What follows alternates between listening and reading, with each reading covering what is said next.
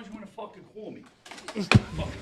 I threw this fucking pizza box at you. I usually do a long, drawn-out intro. I really don't have to for this one. We got him in the building. Lil Mo Mozzarella. Yeah. Yo, what do you want to do? How you doing there? My head looks fat, bro, like a walrus. It's crazy. I have no right. The camera adds 10 pounds, bro. I call everybody fat. Usually my opener when I come out now is you fat bastard. I see you take the crowd. Yeah, but I'm saying, like, it's good. Like, you know, you could, if you have something, you know, I'm going to come out and say I'm a bull dyke. I get away with anything. Bull dyke. I kind of look like a bull dyke a little. Yo, I put time into 30 questions on Oh, this for real? Yeah. That's good. Yo, when you go over somebody's house, this happened to me the other day, right? And they offer you leftovers, but they don't really kind of say when the leftover, you know, when they cook that meal, are you eating it? You know, I'll like be honest 2 with you, day-old I chicken. never went to fucking... somebody's house lately. And No, they I say, had that when I was a kid, not no more. family houses, like if I went on my grandmother's house or something, yeah, I'm eating the leftovers, yeah. Oh, Yeah. But anybody's house, you want a little leftovers? Nah, I'm good. I might have ate threw food before I under the got it. table at least once in my life. You what? I might have threw food under the table once. I might have. Over your I think shoulder? I did. I remember my friend was Irish. They're not known for cooking. I think I might have threw a little something under the table. Leave it there. The cat will The get corned it. beef and cabbage got thrown under the table. Yeah, little cabbage. Yeah, because they like fucking microwaving it. Who knows what type of Tupperware Nah, they I'm put good, it I'm in. They eat that blood pudding shit. What the fuck is It's that? like a sausage filled with blood or something. I Oh, don't know. Colombians do that. My girl's Colombian. Yeah. She eats that all the They time, eat bro. that. She showed me a video of them like slaughtering the pig in Colombia. It's fucking brutal, bro. I don't want to see. Just put the bacon on the table. I don't want to see all these videos. I love bacon. a big bacon guy. I'm a big breakfast guy. You know, when I start doing this stuff and going to all these places, I'm not a foodie. I don't even give a fuck. People shove mozzarella in my face. I hate How mozzarella is like that that. possible that you're not a foodie? I'm not a foodie. I did it to break chop. Like, you know, like an artist has a medium. Right, My right. medium was happened to be food. I really just wanted to like pump up the people that work there. Right. Like if I go to a local place to get something, I'm talking to the guy behind the counter. Yo, what's up? Because I always went to places I knew. Right. You know what I mean? So like, I started during the pandemic. So in the pandemic, it was all nostalgic places. Like, you know, oh, this baker might go out of business. Let me go here. And to be honest with you, and this is actually factual, maybe they won't admit it. I don't give a fuck. Every place I put on TV during the pandemic now are influencers. Every one of them. Really? Oh yeah, every one of them. If I pulled up Channel 5, my first thing, you'll see everybody that's on there is an influencer. That's crazy. Because they realize they can make money doing it. Yeah. And I was telling him, I remember when I first started following you, I swear to you, I think you had like 300 and something followers. Yeah, years ago. And you were doing, it was dead center of COVID. Not dead center, but beginning. My first time I ever posted was the day of COVID. Yeah. I know the exact date it was. There was a store up the block from your house. You were going there. Yeah, I went to local spots. Yeah, you went to local spots and you were telling everybody, come out your house, come on. And then he started pushing me as a hero. Yeah. And then I kind of got into it. And then, and then I turned into a business. But before it wasn't a business. I mean, I did probably like about 100-something places before I did it as a business. I did a lot. How long was it before you said, wait a second, this is a business? When COVID stopped. As soon as COVID stopped, I went back to work and I was like, I got to make money. It's just, you give me pizza. Like, get out of here. I don't want your pizza. I got to fucking edit. I got to drive. You know what I'm saying? Right. And people started offering to me. You know, people were like, hey, come by, I'll throw you some. You know what I mean? That's what Little Snuff was saying, because you all say that in the beginning, like you don't know what to charge, you don't know what to say. No, they all know what to charge. They asked me. Well, in the beginning, like you just said, I'm the Christopher Columbus. They're the worst. So half these kids doing it now. I tell them, call me. I'll upsell it for you. You don't even know what the fuck you're doing. All right, no problem. Let me take my cell phone number down. There's a lot. Listen, there's no doubt that you were the first. Like, yeah, no, Dave Portnoy was the first. Oh yeah, but he had his lane. He was a pizza guy. I started trolling. My first videos, I was trying to troll him. Oh yeah. Yeah. I met him and told him the story. Oh, that's crazy. I thanked him for putting money in my pocket. Nice. It was a funny story. But you've done a lot with him since then, a couple times. Because I see you do pizza events with him. Like I did like a few because I hosted that One Bite Festival. Yeah. But I got hired by the people that put the money up. Okay. Not him. Right. They hired me for they had like a little drinking booth and He really took that pizza thing to a whole new level. I mean, he had to be at He's going back in a little bit. I feel like. What's stopping somebody from like doing the same exact thing? Well, there is. Everybody's doing it. Right now, it's a dime a dozen. That's why I left doing it. Mm-hmm. I was making money, and then I seen it go, yeah. And the crazy part is, these people that are doing it are not even trying to do it anything original. They're literally following this. They're going to the same pizzeria. They're saying the same stuff about the pizza that the last Well, put it guy this that way: just it made goes to show you there's still a couple dollars in it because nobody would be doing it. But what I'll say to you is, and I do feel like I got a good grasp on it. No, Everything's going live. Your podcast, God bless you, and hopefully become successful. The next level would be live, meaning podcast. streaming. No, like live that. selling tickets to watch it and streaming. Live. We wanted to like do live a on thing. camera. That's what you'll have to do. Like a theater at St. George, Yeah. and then have like DJ Riz there, Yeah, fucking little that's the way to do it. Comedians, come by, and then we sell tickets. Well, the reason and why I'm whatever. saying is because if AI keeps doing what it's doing, you ain't gonna. As we know, social media, we ain't gonna be the same. Right. So, and then people go like, What do you think is going to change? I think that live. People want to see people live. They're gonna. You don't see people on this shit that are fake. You know, how many times you watch somebody say something, it's not even them. It's not Go them. zoom in on them, Yeah, and no, you'll it's not start them. You realizing can it's see fake. it's not them, yeah. So now that that's happening, I think most people they're gonna get tired of it. Like people go, oh, all these people sponsoring, doing brand partnerships are gonna be replaced by AA. I don't want to watch a fucking robot tell me to eat something. No. Right? No. So I think that live is gonna be back. Right. And you could look at like a kill. Look at who's really successful now. They're paving the way. Right. Just like we said, I did the food thing. Anybody did the food? Look at the big things that are big. Even comedy, you have a Kill Tony, you got the Skank Fest, you got all these type of podcasts. Yeah, they're selling live tickets. I love comedy. I'm saying they're selling live tickets. Yeah. To it. Now if it's successful, you sell it to a big network. It's already packaged and filmed. Netflix or Hulu, whatever it is. This is what they're out looking for. All right? That's what Kevin did when I met him in Long Island. When he was doing the Victory podcast, I mean, don't get me wrong, they were doing it like this too in the studio and everything, but they did a live thing on stage. Yeah. They were on the stage doing the podcast, and people paid to come see Nobody's them. doing nostalgia Brooklyn shit, And though. nobody's doing it. Nobody's doing nostalgia. Nobody's My doing friend had a club, and it's not around no more, and he had the old pictures from every, like, you would have went nuts. Every place from, like, the 40s, he had every delicatessen, every lunch and that. Oh, all the food spots. Yeah, he was obsessed. He used to go get pictures of him. And That's then sick. now he's got him. I should ask him where he's got him. That's cool. But all the old school places in the neighborhood and everything, Yeah. What's your favorite pizzeria? What's your favorite? I don't know. I mean, I don't know. This pizza's pretty good. No, this pizza shout is out good. to fucking Nona's. Nona's, Staten yeah. Island. Nona's is good. Shout Nona's out. is Right good. here on Page I Avenue. don't spend a lot of time in Staten Island, like, really, honestly. Very rare. Put it this way. I didn't come to Staten Island. I got in trouble in Staten Island years ago. I don't want to even say where I got in trouble because the guy could shoot me. But I got in trouble. That's the first time I was there. The first time you ever said I got in And I trouble. locked up. I don't even go to Staten Island. I don't know. Because don't forget, we're on, like, where we're from is the opposite side of Brooklyn. Right? You know how many people think I'm from Bensonhurst or Bay Ridge or something? Everybody. Yeah. People say it to me, but you're from there, so you know. Yeah. But if you're not from there, you don't know the difference. I said it in my intro. You're from Bensonhurst. Yeah, no, I'm not from Bensonhurst. Get the See? fuck out of here. But where? So I'm born in Williamsburg, Brooklyn, Graham Avenue. But know what you, Graham- that's but where you, the- from Bensonhurst. but you never lived in the I neighborhood. live in give me the downtown Miley. where your what? family's Miley. from. I live downtown Miley? Brooklyn. There's no weed in here, right? No. All right, good. Oh, Your family's from downtown Yes, Brooklyn. my I family's- lived there for a long time. I was on Henry. Oh, I lived okay. on Henry Street. okay. Carroll. Henry Yeah, Carroll, President I was there Street. for a long time. And my wife is from Fort Hamilton Parkway. Right, because I remember you always being around in the neighborhood, but you were downtown. The kids I got in trouble yeah, with yeah. are from Bensonhurst. Right. Yeah, but you live there now, no? Bensonhurst? No.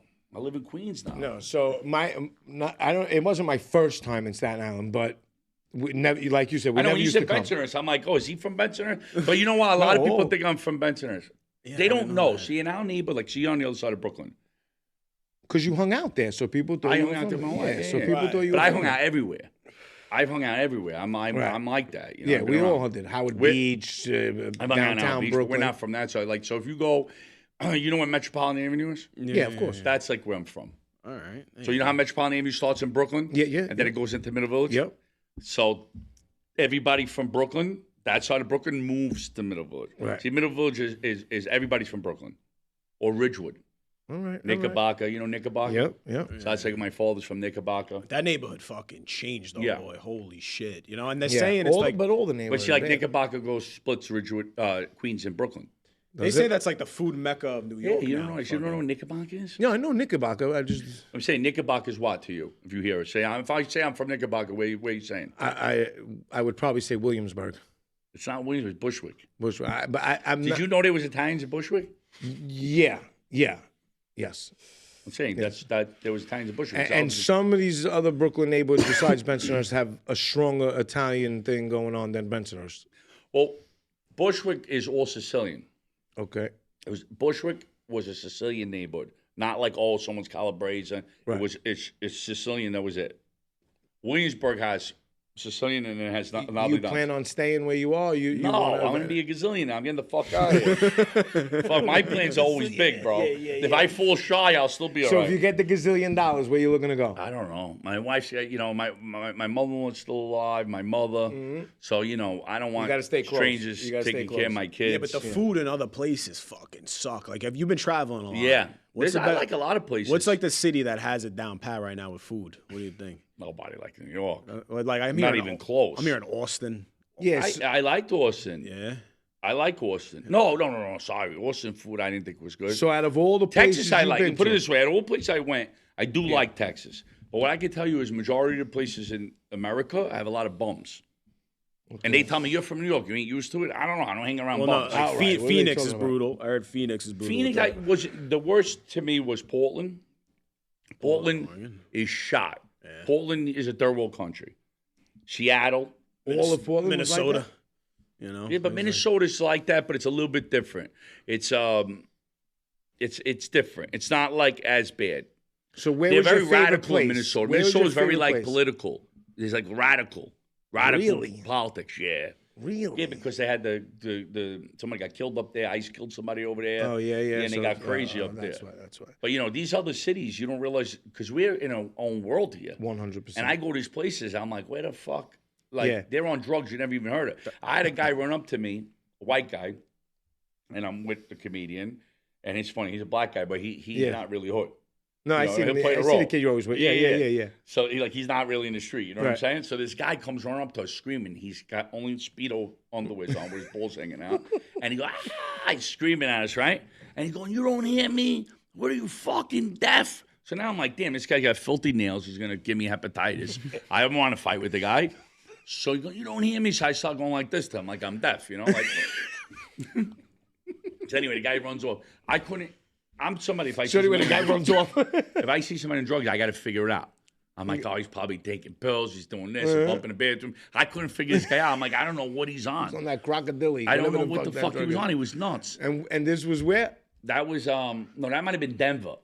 You get confused with these cities. Yeah. And then, was it Portland? There were devil worshippers. What? Like, it's a scene. Oh, it's like a devil worshiper scene. Like, heavy metal, but they really like cutting themselves and shit, dude. Because I talk to everybody. Oh, you had to get out of there. I was scared shit, dude. You want to move, bro? Just buy a house in the city, bro. Texas is cool though. Yeah. Texas got a lot. But of can cool you stuff. live? Can you live there? When I was in Dallas, I think I can. I think I can live anywhere because I travel so much. What the fuck do I care? But out of all the places you traveled to and did shows at, what was your favorite place to be at? Like, well, you're like, oh, this place is beautiful to be at. Good food. Good place. Just like a good place. Weirdly enough, there was a couple of cities in like the borderline in the South, like even like Virginia and stuff, right? In South Carolina and stuff that they had like wholesome, right? Like what I'm saying, like I'm a breakfast guy. Like the old school town look. Like I love that. They would probably kick me out of town 3 weeks in, but they were nice. Like there's like these hidden little gate-kept communities, you know what I mean? Because they got these little gate-kept areas where these guys are chilling. They're not paying taxes. They're building shit over, making money. We got to get over We're over here. I think you're almost an idiot living in New York. What? No, you not the almost. Taxes and not almost. But the minute I go somewhere else, though, like I'm good for about a week. Yeah. And then I but that's back. Just because you get homesick, meaning your friends, your little favorite spots you go to, and this and that. But listen to me, the living other places. What do you call it? Like it's just so much. Like if let's say you do this merch thing, and you could make yourself 40,000, 60,000 a month. You can live anywhere you want. What does it matter? Right, 100%. You know what I mean? Like there's people that There's people that work. Voices of fucking Connecticut. There's people that work from home on their computer. They make good money and they could live wherever they want. And if I was working home, making all my money from the computer and making good money, I would not live in New York. I don't know, bro. I went down to Florida. I'm not saying I'd be too far gone, but like you just said, I'd be either in Florida, maybe. I went to Clearwater. and then they yield for pedestrians. In New York, they'll run you right the fuck Right Yeah. over. Right over. And then the car like stopped behind me, and I was with my girl at the time, and I was like, I thought I was getting ran up on. I'm like, what the fuck are you doing, motherfucker? Like, I started yelling at the guy. They're like, yo, they yield for pedestrians down here. I was like, No, Yeah, it's it's weird. just- LA, you know, LA's funny. You know, what's funny is like for me, I want to spend as much time as I can in LA because for what I do, I really believe it's easier for me in LA. the entertainment New York is is rough for that stuff because you don't really get the support. right. You know what I'm trying to Right, say? yes, you're right. You really don't get, but I think that goes for anybody.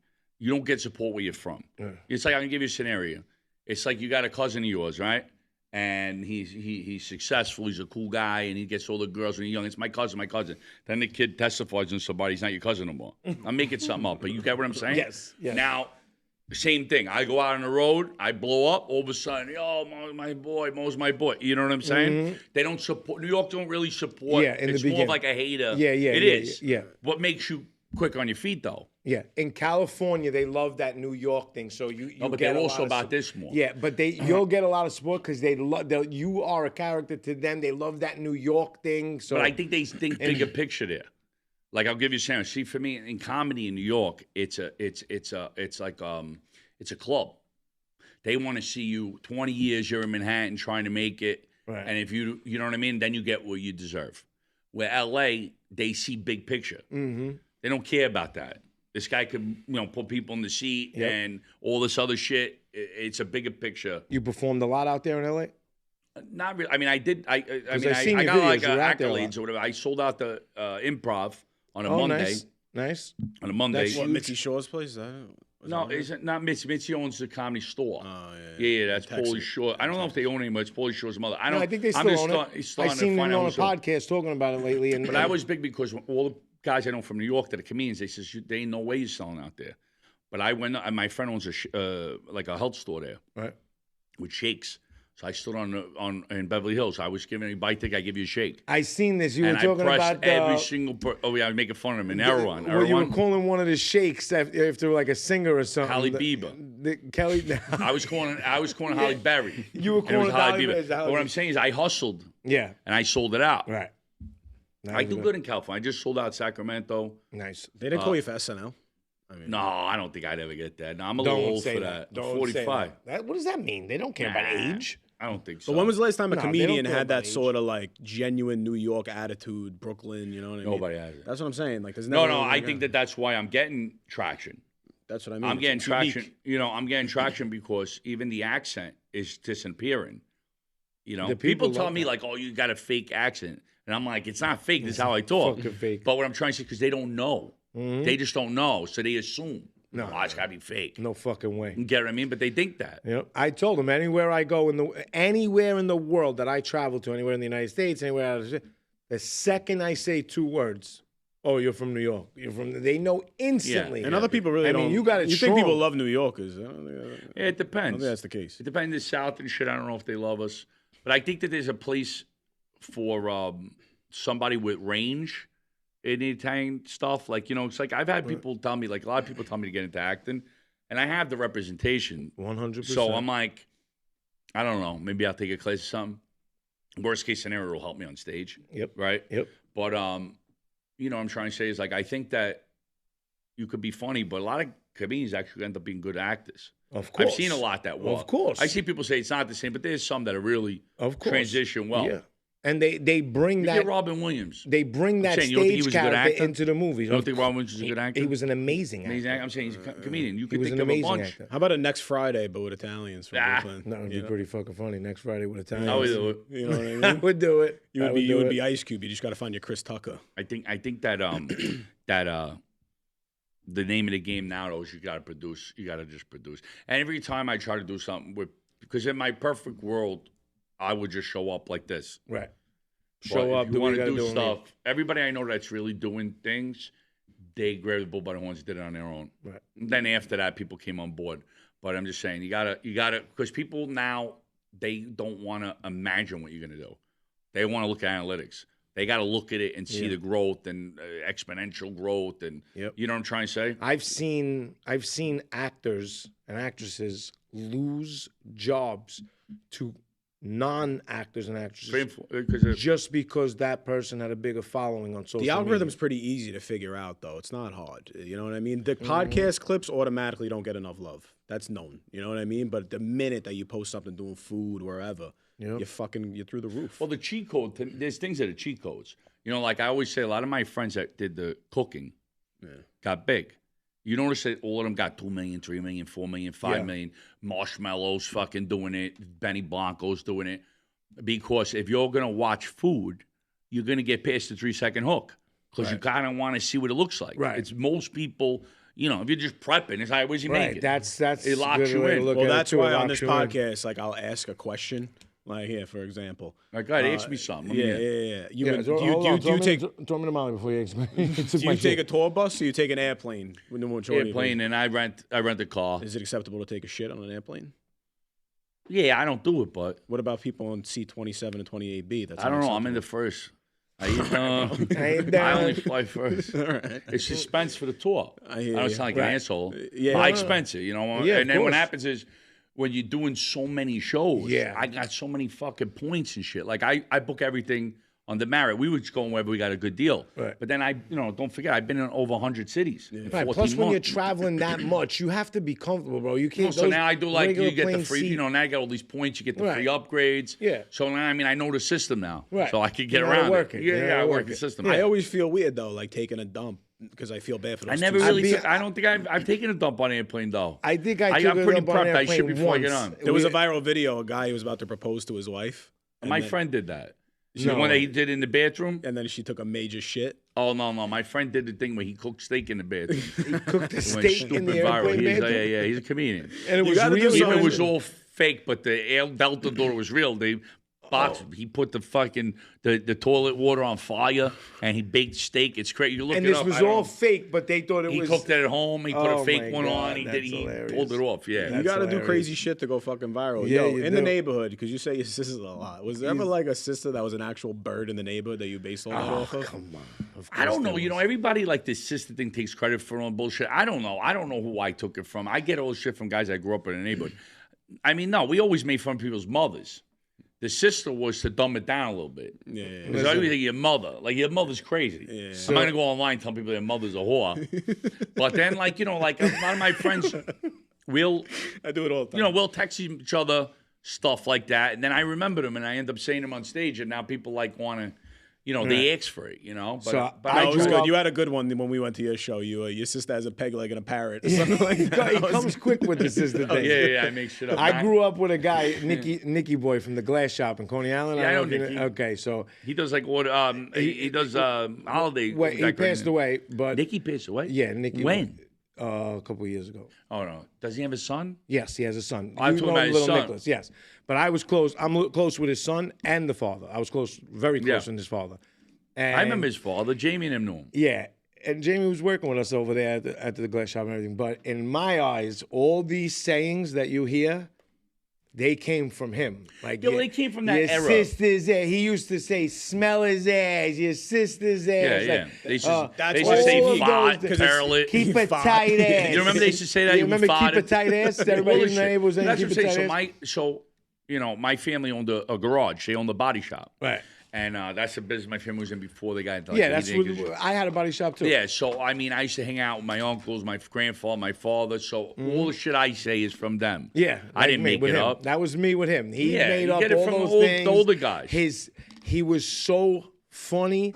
His wit, his like the things he would come up with on the spot. Like, bro, he came up with keep a tight ass. Like, he used to tell me as they were walking out, all right, go ahead, keep a tight ass. Like, he used to say that. And it made me bring it to the neighbor. And I started saying, keep it tight. Bro, before you knew it, the whole neighbor was saying, keep it tight ass, smell his ass. Like, Why aren't you he had all those quick on things. the podcast? You feel Yeah, weird? yeah, no, I don't give a fuck. I'll tell you. We usually sit Yeah, down. that's the thing. That's what I'm trying to say. Like when I see guys doing it because you could catch something. That's where the accents are going to disappear.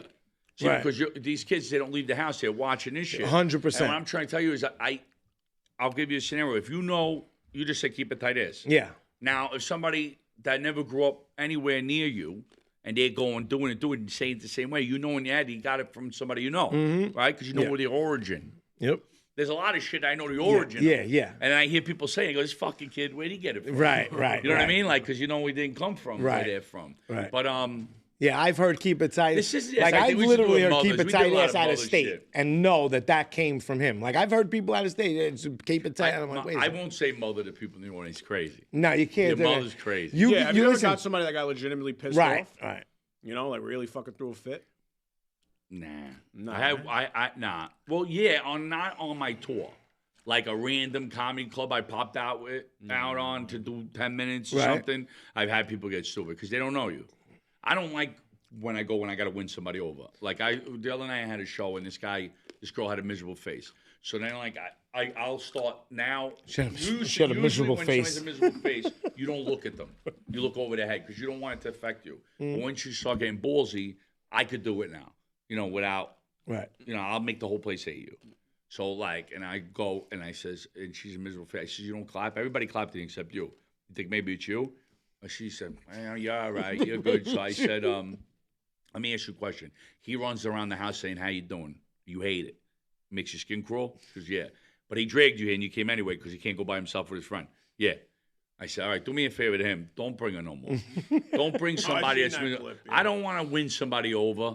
Don't come like, make me laugh. You either like it or you don't. Oh, right. Because comedy is... They know what you're going to do. They know your character. They see you on Instagram. They know what kind of show you're going to have. If you think that you're not going to like, why are you going to go there for? Like, you know what I'm saying? They know exactly what you're going to be like when they get there. Yo, you want some of my boys' nuts? No, I'm good with your nuts. You want some of my boys' nuts? No? No nuts. No, I'm just my boys' nuts. You guys seen the show, but I do think that, and I really think this. Do you stick to the same thing? I think that my show's better than what you think it's going to be. I think that people generally think the show's going to be better. When they get there, they go, like, it's more than I thought it was going to be, because the clips don't do it justice. Right. I got a kid editing it. I'm not paying attention. Right. He's throwing them up. I'm not editing them. You know what I mean? Right. But are you doing the same show all the time? Or you're mixing it up. You're supposed to. Right. Are you supposed to do the same, or are you supposed to mix it up? When you're on a tour, it's supposed to be the same show for the whole tour. Oh, really? And then you dead that tour. Okay. And the next tour, you change it up. Like, that's the wanted tour, I called it. Yeah. That's when you say, I'm indicted for looking good. The next one's going to be not guilty. We're already planning. Okay. So I already have my next tour. I saw in October. What's going to happen when you do the I'm spending life in prison tour? I ain't doing that, bro. I ain't doing that tour. That tour's a jinx. I'm not doing that tour. I'm not doing it. My friend was telling me the indicted's a jinx. But I already went on a limb, you wanted, said I was going to do it. And I'm like, fuck, maybe I'm going to change it up. No, don't change it up. What are you kidding me? You already did Wanted. Yeah, I think it's funny. Yeah, it's hilarious. What city is the biggest jerk-off sports fans while traveling? Shit, man, I'll tell you. Obviously, Philly, everybody knows that. But I don't get bothered in Philly. You know, I have friends there. Nobody really bothers me there. I would say, I don't know. Pittsburgh. Yeah. They got nothing going on out Pittsburgh, there. I felt like, because I'm a big Bills fan, right. You know, and I felt like the hate. Even at the club, even when the club that I performed at, you could tell. It's like they're very into sports there. And it's like, you know, this guy's from New York. And you're pulling up with all Yankees on. Yeah, I know. I didn't do that, but I could tell. Like, because they were with the Steelers shit, and they're talking shit. And they get, like, Steelers fans are, like, die hard. Are they? No, it's so crazy. I got to tell the truth. Are you a Steelers fan? No. Are you a Steelers fan? Interesting story.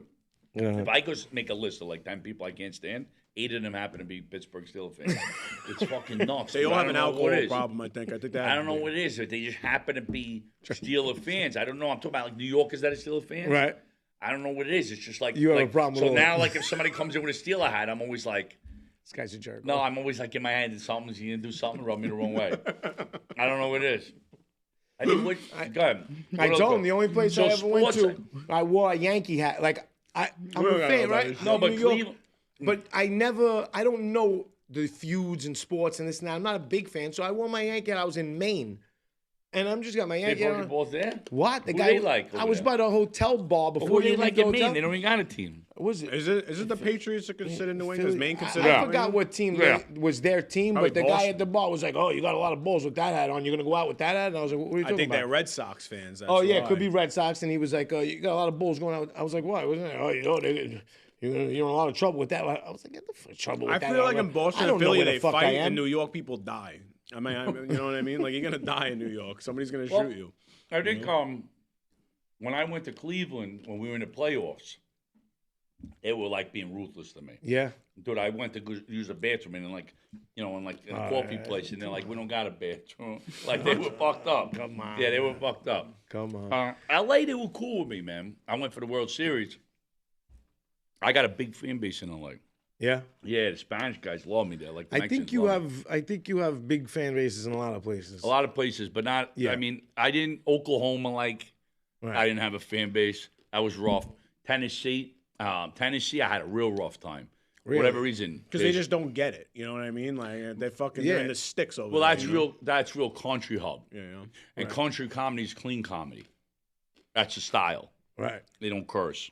What wasn't Ron White when he was doing fucking going crazy? Wasn't he? One of the biggest comedians in there is from Tennessee, Nate Bargatze. Who's that? Nate Bargatze. Who's your favorite comedian of all time? Who's your favorite? Of all time? No, I like old comics.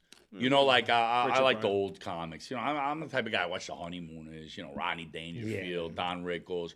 I don't listen. You know, comedy. One thing with comedy that a lot of people don't realize is not a lot of comics. It's Not a lot of big comics. There's a lot of comics, but not even a lot of comics. There's like probably I don't even know 3,000 in America. Touring comics that tour. Right. Like Very little. I'm comic. a touring comic. Right. There's not many touring comics. Right. You know, even if you say there's 500 that are now making think about it. making Now a you say living it's- from it. Yeah, and then you say it's 500 guys making a living. How many percentage of them are good? Look at all the ones that are big, doing stadiums. Shane Gill's doing stadiums. I seen him at MSG. He was fucking awesome. Yeah. I did the house. I did the Voice of God. What day did you do it? Friday, It was Saturday? the first one, so Friday. What other Wednesday, people? Do and you know then the other people wanted the ticket? It was Louis C.K., Yeah. that dude from SNL, and then Oh, Michael, the black guy. black guy, and then who the fuck was the other one? Legendary comedian, bro. I'm drawing a blank. He like looks like a homeless guy. Oh, you're talking about David Tell. David Tell. That was a monster line. David Tell's one of the best. Sometimes when you go to those major shows, I mean, Shane's fucking hysterical. He's one of my he's favorites. hysterical. But like the headline is a fucking sometimes bigger. Not the headline is the The openers people- are yeah, bigger. Oh than yeah, the- that's know? known. I mean, I couldn't believe it. They're like Louis C.K., David Tell. I'm like, how many fucking people are they Well, gonna bring Shane's up to very the show? respected, and he like gives back to the comedy community. You know what I'm I saying? mean, he's probably the GOAT right now. I mean, he's Yeah, on he's top good. of the fucking game. Shane's a good guy, man. What was real quick? What was the car back in the day in your era? Like when you were young, growing up. What was your the car that was I had a like- sick one. The Maxim I had, that was my first car. Yeah, that was I my crashed first it car. The first day I got That was it. my first car. Got stolen, like 4 or 5 days in, and then I had a Diamante Mitsubishi. Was sick. You I had had one? a Maxima and a Diamante, bro. The Diamante was we nice. going to the same place? I had a white one. What'd you have? I had silver. That was nice, the Diamante, right? When they went with the different I had body the styles. rims, the hammers. Yeah. When It's they sick, went, yeah, yeah. the Diamante was huge back in the day. I Love had that 97 car. How old Camry. are I'm you? younger, bro. I'm 30. 30. So what Yeah. year were you born? 95. Wow. Wow, I was already driving. That's crazy. I started driving in 95, bro. 95, My first 96. car That's when I left. That's when I dropped out of school. Yeah. 1995. I think the most successful people just never finish school. You know what I mean? Most of the successful people I know didn't finish school, or left. I went back to school when I was 30 to college Did you? Really? for engineering. Yeah. Oh, for engineering, yeah. 'Cause Yeah, I you were did. in construction. I was in construction my whole life, and then I Yep. got a job with a high-rise company, and I worked in the engineering department. I just seen the video of you saving Kuz's life outside because he didn't even know his air conditioner was off. His Oh, that was a compressor funny was off. video. Yeah. I want to do a little series like that. Like I'm looking to get a van Right. and actually just throw tools in the back and fuck around because it's funny. And to me. film it. Yeah, I like the idea of it. That would be It's the one thing funny you on said? social media. It's like if I get you as a fucking new employee, I want to just abuse you, bro. You know what I mean? I wanna fucking- Come on my show. I'm gonna make you fix sinks and I'm gonna abuse you the whole time. There was a lot of heaters in that What show. was but it good. what was Thank your you. favorite spot to go to back in the day? Like the bars, the clubs, like when you were growing up. What was your favorite spot? Like you're talking about bars and clubs. I mean, you know, Like we used to- ours was Legacy. Like Yeah, we I used to go there. Yeah, I'm saying we used to- Gazebo. Yeah, gazebo. like, I met my wife at Cancun. Or no, in Vegas, and then I seen her again in what was that club Chris Rita had in Manhattan? Oh, on the side yeah, of- by the bridge. with a G or something. Gustafino's. Gustafino's. That was a nice place. Joey. But you're talking longer before that. I think Joe Cheese takes responsibility for setting you up where you went. Yo, the amount of Doesn't times that he you might mention have. this He was guy with on me. the show, Yeah. bro, he's gonna fucking kill me. Robin? I have so many clips about Joe Cheese coming up on the show, the best Oh, show yeah, episode. yeah. But then Smash my head open. no, I used to go to Gazebo, Legacy, Right. and Pastel was around Pastels for a little was bit. before. Like I think Pastels was. I think it was Pastel. I think it was across the street. No. Oh yeah. Pastels was actually on 3rd, I think. We was around for like the Cebu, Trace, and Bench era. Yeah. When they were in that triangle I right think I there. had 2 parties there. There was a loft. The Loft. Remember the loft? Blue Zoo. Blue Zoo. Is these places even around? I'm not. Salty Dog's still around. Salty Salty Dog's Dog's still still around. Why does around. nobody ever bring that up when they talk about like best bars in the neighborhood? It's Salty Dog's got to be right. I'll be honest. Listen, You know? did I go to Salty Dog a few times? Yes, but we weren't big Salty Dog. Like we weren't. No, I went there a few times because I knew Joey Graffinino. Oh yeah. Yeah. My family's Don't get I'm me very wrong. close We to his went, family. but it wasn't like. Right, The the food there is off the hook too. Like that's the bar food. As far as food, I think maybe ate there once or twice. That and Skinflins in Bay Ridge, I think. Skinflins. Top. Rolling Roaster, I used to go all the Roller time. roaster all the time. I've been wanting to go. I haven't Corn been in a fritters? while. We were trying I to haven't go explain to Little Snuff yesterday when he was he don't here. know. We were trying. He never ate a rolling roaster before, so we were trying to explain to him, what kind of food it was, and the roast beef sandwich, and somebody called it. What did they call it? Carnival food, carny food. Carney food. Bishop Connie? Yeah, Carney, Bishop, like he called it carnival Bishop food. Carney food, man. That's my wife went to Connie. Yeah. That's a different kind of food at Carney. Where else? I mean, in Queens, they used to have Metropolis. Metropolis, that was big. I know, but they had to get rid of it. So many people got hurt there. Yeah. It was bad because it was like you pulled in, anybody to know, you Yep. pulled in and they had like this like long road to get to the club. So you get in a fight in the club and it would spill out there. Yep. And it was like a dead end. I mean, I can't tell you how many people got hurt there. Head split open, stabbed, Yep. shot. It was horrible. Yeah. Someone almost shot me there. There was a few places that were bad. You almost got shot in Metropolis? Yeah. Guy pulled a gun on me. I wrestled him for the gun. True story. Then I got the fucking thing and I brought it back to the neighborhood and no one believed me in the story. And then I sold it. But if that happened now, that would have been all on camera. You would have had that whole fucking thing. on Oh, camera. you know, it was crazy. I mean, it was crazy. I swung as hard as I could swing, like, because I was scared. And I ended up knocking the kid out. It's a crazy story. That's A literally friend of fighting mine for your life right A there. friend of mine, really, what happened? I think I credit Porky for this. Porky, we played a trick on him, okay? And we made Xerox copies of him missing photos. We had his communion picture. We went to the store and we bought Xerox copies. They're like 5 cents each. Oh, piss me. Because that's what we had. And we got them, we were going on polls, we were doing it. So we went, a bunch of us, to Metropolis, and we were giving out flyers to people, like if you see them, It's fucking And, hilarious. whatever. These kids just kind of, they came up, they kept walking on us crazy. This kid that we was hanging out with, like always staring at everybody, whatever he was doing. And it was a lot of us too, and it was like 3 of them. There was like 14 of us. I said, these kids got to have a gun on them. Who the fuck would do this? Nobody's staying there for that. And then they lined everybody up, and everybody's giving them their jewelry. They were petrified. I was the last one. I had no money in my pocket. I've been a degenerate gambler my whole life. I had no money in my pocket and a gold chain, a Cuban chain. And I said, well, I can't give this guy my chain. I don't got nothing. So, and then I'm thinking in my head, things start going in my head. I'm thinking about my mother, like, oh, I'm in the paper, got shot in Metropolis. I'm thinking all this shit. And I says, I don't know what I'm going to do. I don't want to give it to him, And whatever, the kid says, take your chain off forever. And like I went like because I knew that he was probably going to shoot me in my stomach. I said, he ain't going to blow my head off, but he's probably going to shoot me in my stomach, like on my leg or something. So I'm like, I can't give it, like this. And this kid I know who doesn't know, he's holding his chain. a guy I know, a kid from the neighborhood that didn't know that he had a gun on me, just thought we were going to get in a fight, jumps on the curb with his car, like a foot from the kid. When the kid turned his face, I just fucking swung as hard as I could and I knocked him out. Oh, you got Now the lucky other like a kid is fighting with a friend of mine for the gun. They're just wrestling, like for the gun. And then, I mean, it got crazy. Then, long story short, I'm in the car. I'm in the backseat. Hey, so you took the gun? Yeah, I took it. It was cocked and everything. The kid would have shot me. I thought maybe he was faking. So we had an LSC with the sunroof.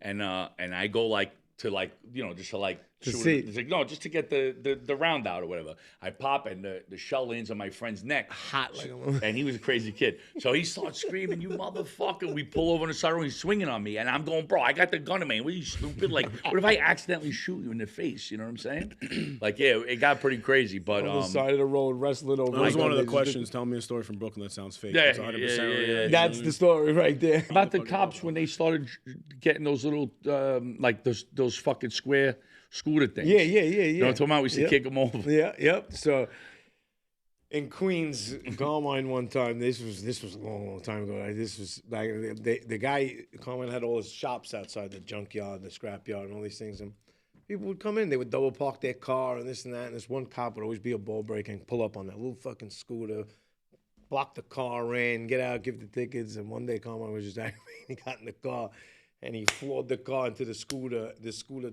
flipped over. Carmine put his bumper up against the bottom of the scooter. Pushed it all the way down Liberty Avenue. You ever been in a fight in Vegas Diner parking lot? I was just going to tell you a story about Vegas. Let's fuck about, That's hilarious.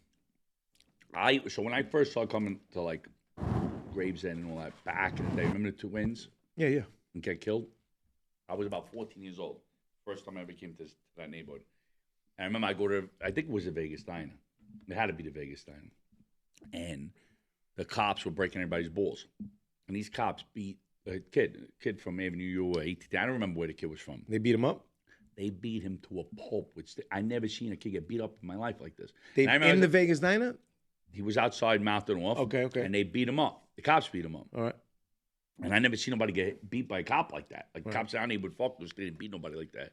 I said, holy shit. I couldn't believe how fucking this kid got beat up. It was crazy. It was like 1994.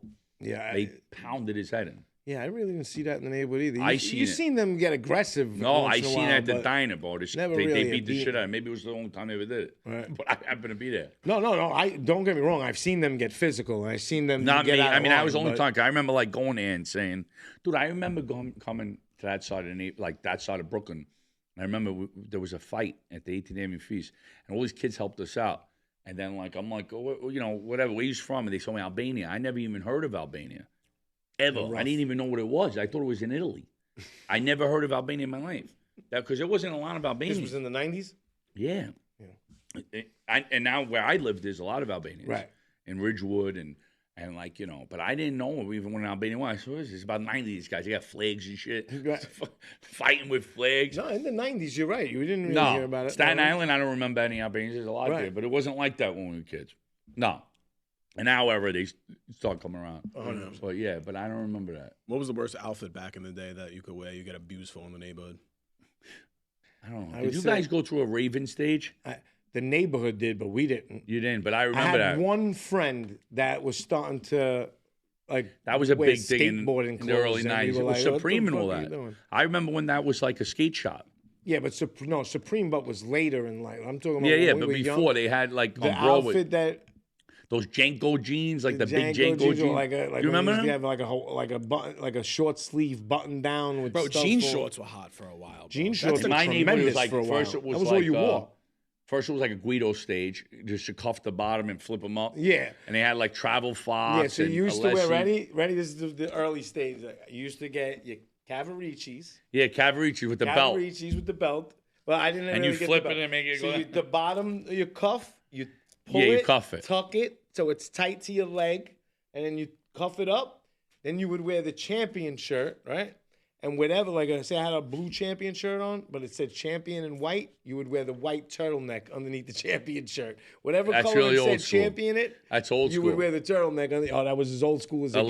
Alessi. Yeah, Alessi. Theodora's. Alessi. Then remember when people used to wear the Looney Tune shit? Did they do that yet? Yeah, Iceberg. They had the Looney Tune. I still have two of my Iceberg sweaters, Yeah. brand new, because I only wore them like 2 or 3 times. Yeah. This shit was expensive. Yeah, they Iceberg. try to bring it back. I think Jay-Z Yeah. or somebody tried to bring it. And That was expensive. Some styles It was that like are 400 or fucking 500. batshit. Paco jeans. I remember we used to go. Well, again, you don't know where Knickerbocker is. You want to laugh? You're talking about the junkyards, Right. Okay. I live right now 4 minutes from the junkyard. Which one, on Liberty Avenue? No, in Brooklyn. Oh, the one in Flushing. Brooklyn. Oh, okay, Flushing. Yeah. That's where we're from. Okay. So you see, like, here's Flushing Avenue. You go one way's Williamsburg, Greenpoint, and then the other way's Queens. That's where we're from. No, all right. Yeah. Oh, right. But he was said always, Bensonhurst. but he was always in Bensonhurst. Like, Yeah, I had a cousin of mine that Yeah. was from, an older cousin of mine is from Bensonhurst. And so I was always over. A lot of guys from that area say they genuinely like know you. You know what I mean? You know when you get real I have big a lot and of then friends everybody from there. fucking Yeah, knows I got you. a lot of good friends. And then, I got in trouble when I was a kid. And the guys that I got in trouble for were from Brooklyn, from Bath Avenue and 18th Avenue. Yeah. And, when you get in trouble with a guy, when you're kids, you stay in touch and stuff. And we always have, I have friends there. I want to ask you. So you obviously were in construction your whole life. Yeah. You had a great job in construction. Very secure job. I came up in the construction. HVAC business, yeah. So now, when you started popping on social media and you thought in your head, "Oh, I could leave my job and do this," were you scared to make that jump? No, because I didn't leave until I made the same money. Okay, to the same money, or you were making more money? No, not more. But you Close. said okay. A lot of guys I know try to That's like. scary. That's a lot scary. of guys try to leave and figure if I got my back against the wall, I'll make it work. I mean, I don't know that. That's not me. That's crazy. No. Especially if you have a family. And No. I was, you understand, I had a run where there was nobody doing what I was doing. Right. I was making, were the only one. making a lot of money. You were the only one. I was making a lot of money. I mean, you know, I wish it would have lasted. But I always knew it wasn't going to last. See, I understand you have to pivot. You said that to me years ago. I just knew it wasn't going to when we were last. talking What about the it social media shit? That's what I'm talking about. The social Last. media shit's gonna die. I'm talking about social media stuff. I'm talking about, like, you know, people hiring for like restaurants and stuff like that. You know, to be honest with you, I really don't think they get much out of it. Who don't get people much? that I don't think the restaurants get that much. I don't think too many That's places not I true went because to. I spoke to a few Yeah. owners of restaurants. I don't know. I never that asked- said You got to after- get multiple. So there's a guy After in, guys like you and other social media came They in good? and made that video, they said the place was packed and they I mean, did I've had really people good. tell me that. There's a guy in Long Island. You probably see him, Dario's Pizzeria. It's in like I heard of it. he brought food one time. Good guy. Wait, I But think I actually did something by him. maybe, but he got everybody. I think everybody's been like at that place. I keep think I seeing was him. there. Yeah. I know that name. I think because when it was He here, brought the that's why I food. heard He of it. brought Yeah, the food yeah, here that one was here. time. But ever since then, I feel like it spiraled. I saw Denise there. I think you were there. Scally just went. You know what I mean? Like he keeps. That's like his thing. You know, it's smart. But if you're gonna get like one video out of it, the internet's fast, bro. You got to keep fucking coming up with shit every second. And like, if people see a guy who went to your place a while back, like, are they really gonna keep going? It's like, you Yeah, gotta but keep no, fucking- but it definitely helps when the video first comes out. I mean, look, you got guys like Charlie from Pasta Fresca said that these You know what it is social with media food, videos too? made people come in. They got If them somebody business. tells you something good, you know, I will look at the social and see the food. You know what I mean? So there's a place for it, you know? All right, I have this. Have you ever got paid to go to a place to do a food review And I hated it. and you hated it, but you said it was good? Twice. Twice? Yeah. I didn't say it was good. I didn't say it was bad. Because I've seen you take bites of stuff and I just Well, not look at your because I don't face like good. it. A lot of people overfeed you. Right, okay. So So I you're went stuffed. to, I don't want to say the name of the place, but I'll tell you what happened. I got hired for 3 places in one day. Okay. I was trying to push the guy in the end out. They don't want to listen to me. Like, you know, like close mouth. I will tell you, like, I don't want this. You know, I'm overfed, and people put pressure, and I listen. Because they want the dishes to come out. So I did some kind of like sandwich spot. I did a pizzeria. I mean, I'm bloated. I'm stuffed. This guy's ramming food down me. I mean, they were going overboard, meatballs and pasta and everything. Oh, God. And then I got another place. It's a burger place, but it's like a European burger place, okay? And you got to eat, it's like raw meat. What? Right, it's weird. And it's like some kind of European style. It's a European take on American comfort food, All right. but it's weird. All right. Sharp That sounds cheeses, fucking weird. like, you know, Italian like cheese, like, you know, they're cutting it, melting it, like over the food Right, and right. everything. And I look at it and I go, there's no way I'm gonna throw up as soon as I eat this. There's no way I could do it. No way. And I'm trying to, like, you know, and you like it. I'm nibbling the bread. I'm not even eating the meat, right? And I went for it, dude. I went right to the bathroom. I threw my brains out. No, you threw up your... I threw it up. Yeah. Yeah, you would have to pay a little extra money. Craving authentic Italian flavors in Brooklyn? Pasta Fresca at 6406 11th Avenue is your go-to spot for fresh homemade pasta, classic sauces, and mouth-watering Italian dishes. Don't leave without trying their famous savory sfogliatella, a word that I learned recently. Open daily, it's the perfect place for lunch, dinner, or a special night out. Experience the taste of Italy right in Brooklyn at Pasta Fresca. Fresh, delicious, and unforgettable. Bro, I would walk in there. I'm not hungry, bro. Just put the fucking food in front of me. Yeah. You did a video a while back. Somebody had shown me that Cousins, which is a great place. Yeah, that was a fun video. Yeah. But they gave you fucking the whole ocean. The whole ocean. That was a on nice the place. table, you know? I like that place. See, That's one of the places I liked. Cousins is a good spot, bro. I'm big into atmosphere. You know, like I like the whole atmosphere. And I think I know exactly what you're talking about, Cousins. I think I know. It's that good, place. yeah, it's good. There's a lot of restaurants in that area. It's by like Forked River, right? Yeah, it's like nice. all the way down. I enjoyed it. What's your favorite restaurant, like per borough? You know what I mean? Like, do you have like a set? I know You know what I like in Brooklyn? I like Michael's. I'll go to Michael's and eat. That's like a universal. Yeah. But you know why? I like it. Everybody It's like says slept that. on. You go? No, it's not slept been? on. Yeah. It's not slept on. Every No. single person that comes That here are talks from about the that place. boroughs. What do you mean? From New York. Guys from New York. But You're not going to hear everybody that somebody, comes here- a gentrified person going, I'm going to Mike. No, that's that's the okay. problem that I wanted to get into a little bit. Everybody thinks certain areas in Brooklyn, like the yuppie areas, is like the mecca of food. It's not. These are new people that are fucking transplants and they're coming here. Is that the right word? Transplants? Yeah. There used to be a lot of good Is that the restaurants. word? I'm not talking about Williamsburg, gentrified Williamsburg. Okay. See, the area. Old Williamsburg, Graham Avenue. Yeah. Old, right. Yeah. Graham Avenue, you know, we didn't even, like my family comes from, we never said that was Williamsburg. We say we live in Greenpoint. Because Williamsburg was a shithole. There's a couple of people that are still there. You know? I think my a couple mother of them, lives there. a couple of people doing social media too that are actually from the original Graham Avenue. I think the Grown Up Italian kids are from. Well, they're not from, they're born there, but he's born there and everything, and he has this thing. So, yeah, you could say he's from there, but he don't live there. You know what I mean? But his family's definitely rooted there. My grandfather and his family know each other forever. I'm all for like these people getting together and like making an avenue in Brooklyn like feel like old Brooklyn. You know what I mean? Yeah, Graham Avenue still feels like old Brooklyn. Some parts. Some parts, but there's still old stuff. But there used to be a lot of good restaurants there back in the day. You know, there was a place, Forshire, was really good. They got rid of it. You know, Bamonte's been there forever. Bamonte's it's a well-known spot. Yeah, I'm just saying, it's an old school When place. it comes Been around to for like overfeeding, 1909. see how you said you ate too much that day? So when we did the Burger King commercial, me and Jason Biggs from American Pie. It Yeah. was me and him. And the thing was, we were supposed to be working at McDonald's, but we went to Burger King on our lunch break. That's the commercial. And Right. so we did it at the Jacob Javits Center. Oh, you was working at McDonald's and went to Burger King? That's They the were commercial. really going after each other's jugular, huh? Yeah. So the commercial was we were on our lunch break from McDonald's and we went to Burger King to eat. We filmed it at the Jacob Javits Center. From when we got there, just from taking, we had to take like 2 bites each take, right? By the time we were done, by the end of the day, they were giving us throw-up breaks because you're talking about 2 bites from 10, 15 burgers from different angles, right? Sounds like now a good they day set to up me. the camera again from here. You got to do it again. Yeah, because you don't really eat it. You spit it in a bag, right? No, the first bite, 2 bites, you're actually taking. You can't be biting and then spitting. You're trying to take a little bite or whatever. But throughout the day, you're eating 10 burgers full, and they go throw up. You come back, you do another 10 takes. You're eating another 5. They better be fucking paying you a lot of money if they're telling you Well, to they're puke, definitely bro. paying you a lot if of I had money, another but- man tell me to throw up in the back room, I'd be like, Well, "Yeah, no, you're bro." getting sick. You're getting nauseous. They're asking you to take another bite, and you're like, I can't right now. I'm sick. I'm nauseous. Like, you want to take a break on the bed and throw up? And you're like, yeah, I'm gonna go. Like, That's you go in there fucking- and throw up. that's fucking Bro, you're awful, taking bites and bites and bites and bites.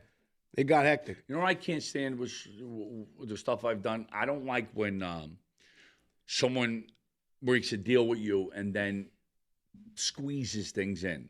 You know what I'm trying Yes, to say? I Like, know exactly if what I you're go talking and they got their own camera crew, Right. right? And you didn't tell me you're going to have a camera crew. Now you're going to make 9 clips out of me when we were supposed to do one thing and I'm supposed to vet it. Okay, I got When you. they go like, oh, hold this, and like they're sneaking things. I Right. have people do shit like that. Right, You let know, me I had take a picture with this in your I hand. gotta laugh if I don't care if he sees it. He's a good guy though, and he was like, oh, you know, we didn't do something. Then he hands me like a bottle. It was like some kind of drink, and you take a picture with it, and it's named after me, like right. And I'm like, what the fuck is this? Like, you know, like you making bottles. He said it was like a beer or something. Right. I was like, I'm not earning off it. Wait, the bottle was named after you? Yeah, it was weird. Like, What I guess he kind of was trying to bottle? like white label them and then make it for like influences. You know, people have crazy ideas. You know what I mean? You know how many people tell me I made a sandwich for you in my place? Like, they're doing me Somebody a told me favor. you were an Arizona bottle. Somebody told me you were on an Arizona can. Crazy. You know how many people thought I was a laborer? You know how many people will write, go get back to pushing a broom? Like, Yeah. people are shocked. I knew Did you you were ever in chat construction. GPT yourself and then see the facts are not accurate at all? I don't chat GPT me. See what it says. I'm about to right now. Yeah, let's see what it says. I mean, I'm a big chat GPT guy. I'll chat GPT. I chat shit. fucking So I GPT have the one that everything. talks to me. I asked And at I'll one have a time. conversation with him. It was comparing me to people. Like I said, you know, I'm like, where am I in my career compared to like Oh, shit. other comedians? You know, and it was like And it was fucking giving you bigging the me up. breakdown? Yeah, and I'm Yeah, like, well, how nice, long am I gonna get nice, there? Nice. Yeah, let's do. I want to see what it says. What did it say? Well, we're gonna Nah, ask it. this- Who's Lil Mo? I says, give me some facts about Lil Mo Mozzarella. I should have put your real name. He sounds like he was born arguing on a Brooklyn stoop. Every story somehow turns into a debate. Probably the only guy who could turn ordering a sandwich into a 20-minute negotiation. I don't know what the fuck. Yeah, They're coming at you right now. Are they? Movies like, no, you know, they're busting your cares? balls. The type to say I'm not even going to get into it, then gets fully into it 15 minutes later. Wow, AI's got it. Say Lil Mo Mozzarella's trying to be a comedian. What's his career look like? I'm going to say, because it tells me good things. But maybe like if somebody else is. What's your worst pet peeves? Someone tapping their leg. I don't like mouth breathers, bro. I don't like people who bite the fucking spoon or fork when they're doing, like when you're eating and they bite the fork and they bite the spoon. They The plastic one? No, the A metal. metal one? I never even seen Never that. seen somebody with the metal fork. My friend Mike used to do that. I used to fucking smack the thing out of his hand. Mike, you're What does killing it say? me. Wait, I want to see. They're not being funny about it though. They're just he's got a real shot, but it depends on how he develops it. Then they're just giving then they're giving you career advice. You know what I mean? Oh, is that what they're doing? Fuck ChatGPT. You know, turning his stories into tight, repeatable bits, 3 to 5 minute chunks. Brooklyn identity, but adding structure. Yeah, you can't What always fucking listen structure to you Oh, gonna let me do? tell you, you know what I did one time? It's a fucking funny story. And one of my friends wasn't answering me, and like, you know, I'm texting him, and I took the thing, I just ChatGPT, I screenshot the conversation and asked him, ChatGPT if he was abusing me. Is this guy trying to abuse me? Dude, it gave me all the logic. Like, he likes you, he wants to keep the relationship, but not trying to be too close. That's He's keeping the hilarious. conversation, open, but And you somebody sent it really to him? likes you, doesn't answer with a ha. Like it was crazy. And you sent it to him? Yeah, I told him about it. We thought it was fun. We laughed about it. This thing, it runs my whole life, bro. Sometimes when I'm stressed out, I'm Yeah, like, how do I you're deal on with this? that The thing. thing's like, calm down. You're all right. Don't worry. You're about on that. it. Listen to me. So we'll post the video, right? And the video will be doing great, right? Like at night, he'll post it. And I'll wake up in the morning, I'll go to look, and it'll say, let's say it says 300 comments. So you're like, oh, you go there? No, it has 150 comments. The other 150 is him answering. He answers. I'll give you a video guaranteed to go viral. Go ahead. Talk to me. It's an acting thing. You act. Go ahead. We'll do it. When they see the real podcast, they'll laugh. Go ahead. We're going to make it like an argument. I storm off. And you just clip that one piece. And we do it as we the have first. to do that. Yeah, I know what I'm You do doing. it at the very end. Yeah, we do it at the end. No, but so when you watch it, it'll be funny. Yeah, Because yeah. we're talking about it. They're going to be Yeah. like, look what happened on Yeah. the podcast. I gotta Mo throw a stormed piece off of with bread. Kid. I'm gonna say, got- I say, why you gotta ask me that? Yeah, You better yeah. than that. What are you, sick? The pizza box. I gotta throw Throw an something. empty pizza box. And then I gotta clean it up. Yeah. Yeah, but you got to give me something that will bother you, but it won't hurt our thing. Keep going. I got it. No, but what if we don't even ask me nothing? We just show me flipping out and we use it as a clip. Episode coming soon. Could make it when Instead they of a got picture. That's a good idea. You know I what I know it works. We're talking about. You ever see people do that on pods? They bait you. Yeah. What do you people that use zodiac signs as their whole personalities? You like that shit? I don't know. These are little things that piss me off. No, but I'll ask people. What are you? Leo. You're a Leo. I'm a Gemini. Yeah, but what does that even fucking mean? I don't know, but I do ask people. Yeah, but it doesn't matter. I don't know. I don't think it matters either, but I just ask them anyway.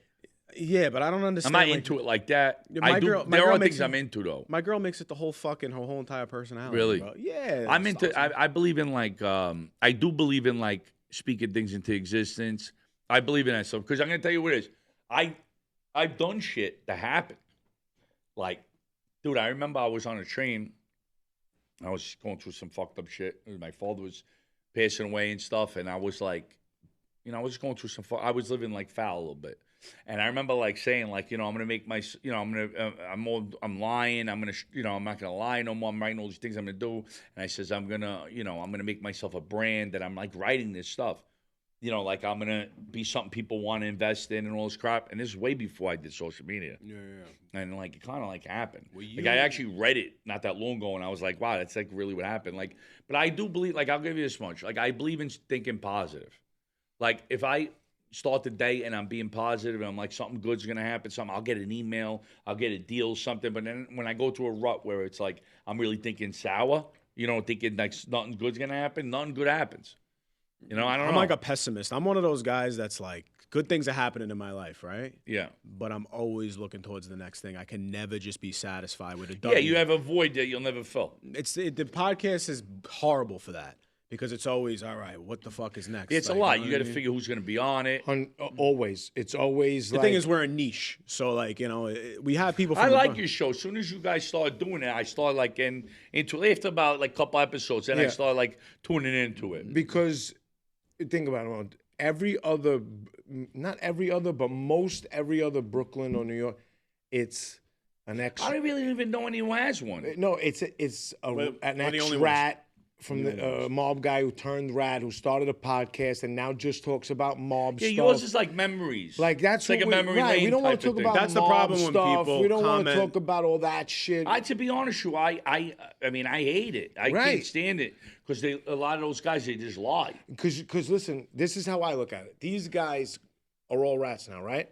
So after they turned rat, they went into this hole for years. Like there wasn't no social media. They were in their head. They were hated by everybody. They were this low piece of shit because they ratted or whatever it is. And you got one person who made a little podcast and started to get a little love. And now these guys, but it's also so now it's all about the excuse of why I ratted. Oh, I ratted because of this. I think that they get the sympathy. It's also convoluted, like, you know what I'm saying? Yeah. There's too many people doing it. They're all talking about the same shit. It's like, oh, this guy's making money. I'm going to do it. Right. You know what I'm trying to say? Right. Well, and I don't even think they're making money. It's just a weird generation. I can't see how they are. It's not like, okay, so I could see, I heard from a few different people that the Patreon, you can make some money on Patreon. Most of these guys are on Patreon. But if you go on their podcast, it's them twisting every some story. Nerdy guy that amps them up. Yeah. There's this one that I don't remember the name, and it comes up on my thing, and I never heard of this guy in my life, and he's on there, and the guy who's asking him questions is like wants to blow him, right? And he's like, man, and then that's what happened. Like, and in my head, I'm like, this is horrible. Horrible. It's such a horrible show. Horrible. It's because listen. Well, I ratted because of this, and I ratted because of this. They all have an excuse of why they ratted, and they got people that'll comment, "Oh, I feel bad. You did the right thing." And for the first time in years, these people are feeling loved again. So they're like, "Oh, see, I did do the right." Like it's just so. No, but I'm saying, fuck all that. What? I don't know any other things that are like positive. Right. That's what I'm saying. But where is? I mean, I don't know. Right. I don't where's know the positive? I don't know about in a podcast, like in general. You're talking about like just for like New York. This. Yeah, I don't know anybody. We like to bring up all the good memories, like where you used to go out and party, your favorite restaurants. How about the your favorite dances? things to do? Remember we used to go to like the high school dances? Yeah, that's what the cotillion. We used to go to the cotillion. Yeah, we had dances like you go and you go shopping and you'd be all pumped up. Yeah. I used to go to swap meet, Aqueduct. They had swap meets. Right. I bought a silk shirt. Nice. I had a silk shirt. Days. It was like fun. olive green. You remember you had like the handkerchief? You know, like the handkerchief swirly things? Yeah. See, so that's what we like. Cruising in the car, listening to music. Cruising in the car. So was that huge with you guys? Cruising in the car all day? When I grew up. Aimlessly. So when I grew up, nobody sold pot. They used to go to weed spots. Okay. Like on our side where we lived, it's all weed spots. I was in the weed delivery era. My father's from Canarsie. There used to be a bunch of stores on Flatlands Avenue. Yeah. So in like by us, you go to Bushwick. Okay. So we went to the same schools. You know what I mean? So we would cut out of school and you go to all the spots in Bushwick and you knock on a door and there'd be a blue ball. They take it out, you slip the money in. Nice. Then you take a nickel and you sell it. You split it up and you sell it with seeds in it and shit. That's how we grew up. What high school you go to? I went to Christ the King for a little bit, and then I went to Grover Cleveland. Grover Cleveland, you don't even know what Grover Cleveland is. No, I was going to say Christ the King, you know, because Christ the King, I heard of. No, we're on the total other side. New Nutrient's like another side for me. My wife's from this area. Didn't Steph Curry go to Christ the King? No, Lamar Odom. Eric Barkley was, and then maybe Speedy Claxton might have went there. Remember Speedy Claxton from the Lakers? Ron Artest used to hang down there. A lot of athletes came from Christ the King. It was an athletic school. From Fort Hamilton, too. Bernard King went there. Christ the King was a big basketball, Yeah. I thought Curry went there. Didn't Curry go to school in New York? I don't know. I know that Severian. I don't think so because I think I would have heard it. Severian was, what's his name? The gym teacher was Chris Mullen. Chris Oh, Mullen's yeah? brother My was father the gym used to play teacher. with him in Canarsie. Yeah, all I the think time. that's Chris Mullins used to play over there a lot. Yep, I mean, yep. obviously, Stephon Marbury used to play around all the parks. Sebastian Telfair. Yeah. So what's up? Are you going to try to get into some movies? You know what's funny? They keep sending me shit. I try out for a bunch of shit. I have some NDAs with some shit I try out for. Right. But they send you, they say it's a slate. They call it a slate. You got to do it in front of a camera. Yeah. I feel like now what happens, you get an agent, and it's like, let me send everybody something so they think I'm working. And you're all trying for the same thing. I almost got to the point, I told my agent, like, don't send me unless you know I'm going to get it. Because I never heard of that in my life. I said, I only want something if I'm going to get They it. used to send me to everything. Yeah. I would get there. I would. Oh, you still doing things? Yeah. I would get there. I would read for the part, And you get the script, right? You get 5 pages. You're Larry on the thing. Okay, so you read the 2 pages of Larry. And you get there, you audition. All right, you go. And I'm a 15-year-old kid, and they'll say, all right, you did great, but, unfortunately for this character, we were looking for like a 34-year-old big 6'2" guy. And I'm like, what? And I would call my agent. I'd be like, do you know they were looking? Yeah, no, I know that. So why the hell did you send me? No, you got to meet everybody. And you start going on auditions that you're not. I don't know, man. I think that because I think I have an advantage because I think of course you do. I think that when I go, if I go, there's going to be people who know who I am and say about. No, that's all it is now. What you have right now is all it is. Like I've seen people walk into agencies and they'll check that.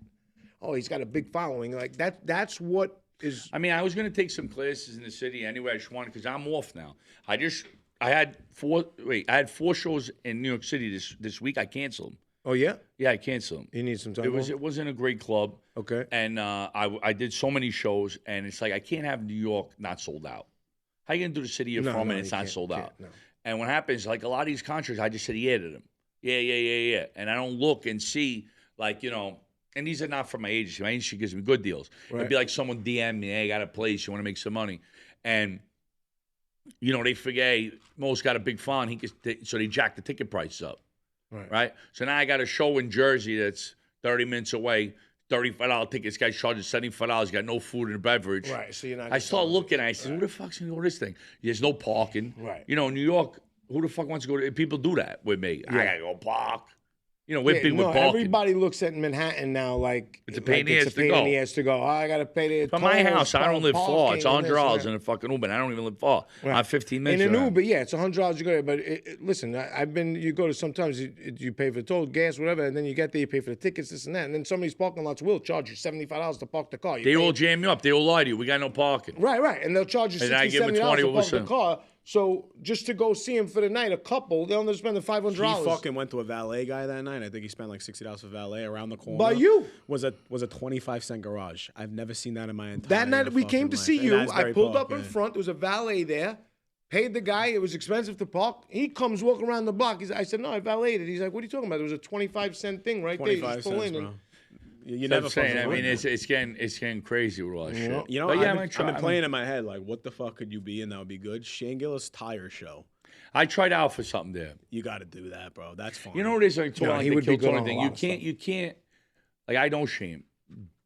We can't say, hey, put me in a show. Nobody's putting in a show, but it's you saying, put me in a show. No, they got to come to you. You know what I mean? Creatively. I did a little skit I tried out. I don't think he's involved in the casting. Or, maybe he just said that to me because he didn't want to make me feel bad. But I don't know if he's involved. Randomly, not through him, someone just sent, my agency sent me a script. And I did something. I thought it was funny, but I didn't get in. But, it's funny. Like, guys I know that are in the movie business will say, hey, you got more of a range than you think you have. And I'm like, yeah. And they're like, no, you could do funny. You could do some serious stuff. But we'll see. I mean, I think that I have time off now. I just finished this tour. I don't go back on tour to October. You are going to get on TV. I'm telling you right now. Trust me. I see what's out there. You're going to get on TV. That's when the Indicted tour is? It's October? It's going to start October. Yeah, I don't know. It's 6th, the 8th. I got to look it up. Right now, I got a contest going online that you could do the graphics for it. Oh, yeah, I've seen that. Bro, the thing's crazy. I got hundreds of submissions. I could imagine. Usually nobody takes on like that. These guys are going nuts. So now I got all these graphic designers. I kind of like it. I got a friend of mine who's an artist. He's going to do it with me. And it's like, now I got 100 artists that want to work. I'm like, yo, they come up with a dope concept. Yeah. I got guys with that did all serious albums and shit. So I think it's gonna be cool. I'm very like in New York. I want to do like an old school street style guerrilla warfare, stickers and graffiti like shit like that. I want to do my New York show. So it's like New York's not really a headline city. Really? No, it's a headline city for when you're big. Oh, okay. Paramount, Madison Square Garden, Radio City. But like the little clubs, it's more of like, put 6 comics on, 15 minutes each type of thing. Right. That's more of what New York is. I don't love the New York comedy scene. Really? Nah. But I gotta tell you, I just did a show like 2 days ago, and I kind of started liking it. I liked that I could talk like myself, and I wasn't in a box.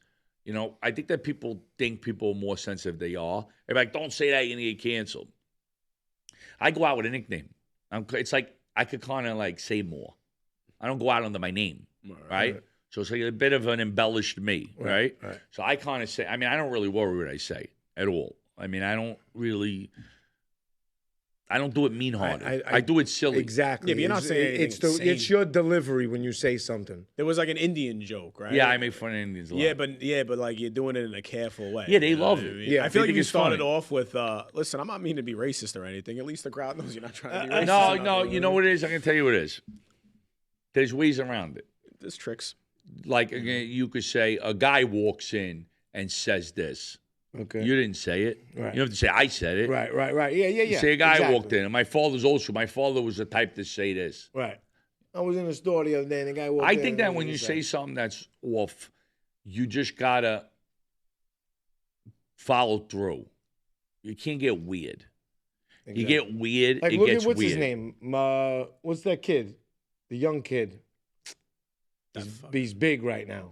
Matt Rife? Matt Rife. He got canceled? No, Yeah, I'm saying, do he you tried. see the things he says? But his Bro, delivery, he's batshit. He's he crazy, says the craziest. He says things that 90% of the other people would get canceled for saying. but you have to put yourself in that space. Right. He says with his delivery like South and everything. Park, right? They fucking do things that It's a cartoon. Yeah, but that's Listen, a cartoon, right? I'm going to tell you another thing. If you do a crowd that's small, 15 people, you can't say the same thing. If I got 300, 400, 500 people, I can say anything. Right. Because the fact that you're saying it in front of that many people, already people take their guard down. When it's just a few people, someone might think something's funny, but they look around the room before they laugh because they don't want that person knowing they laughed at them. Right.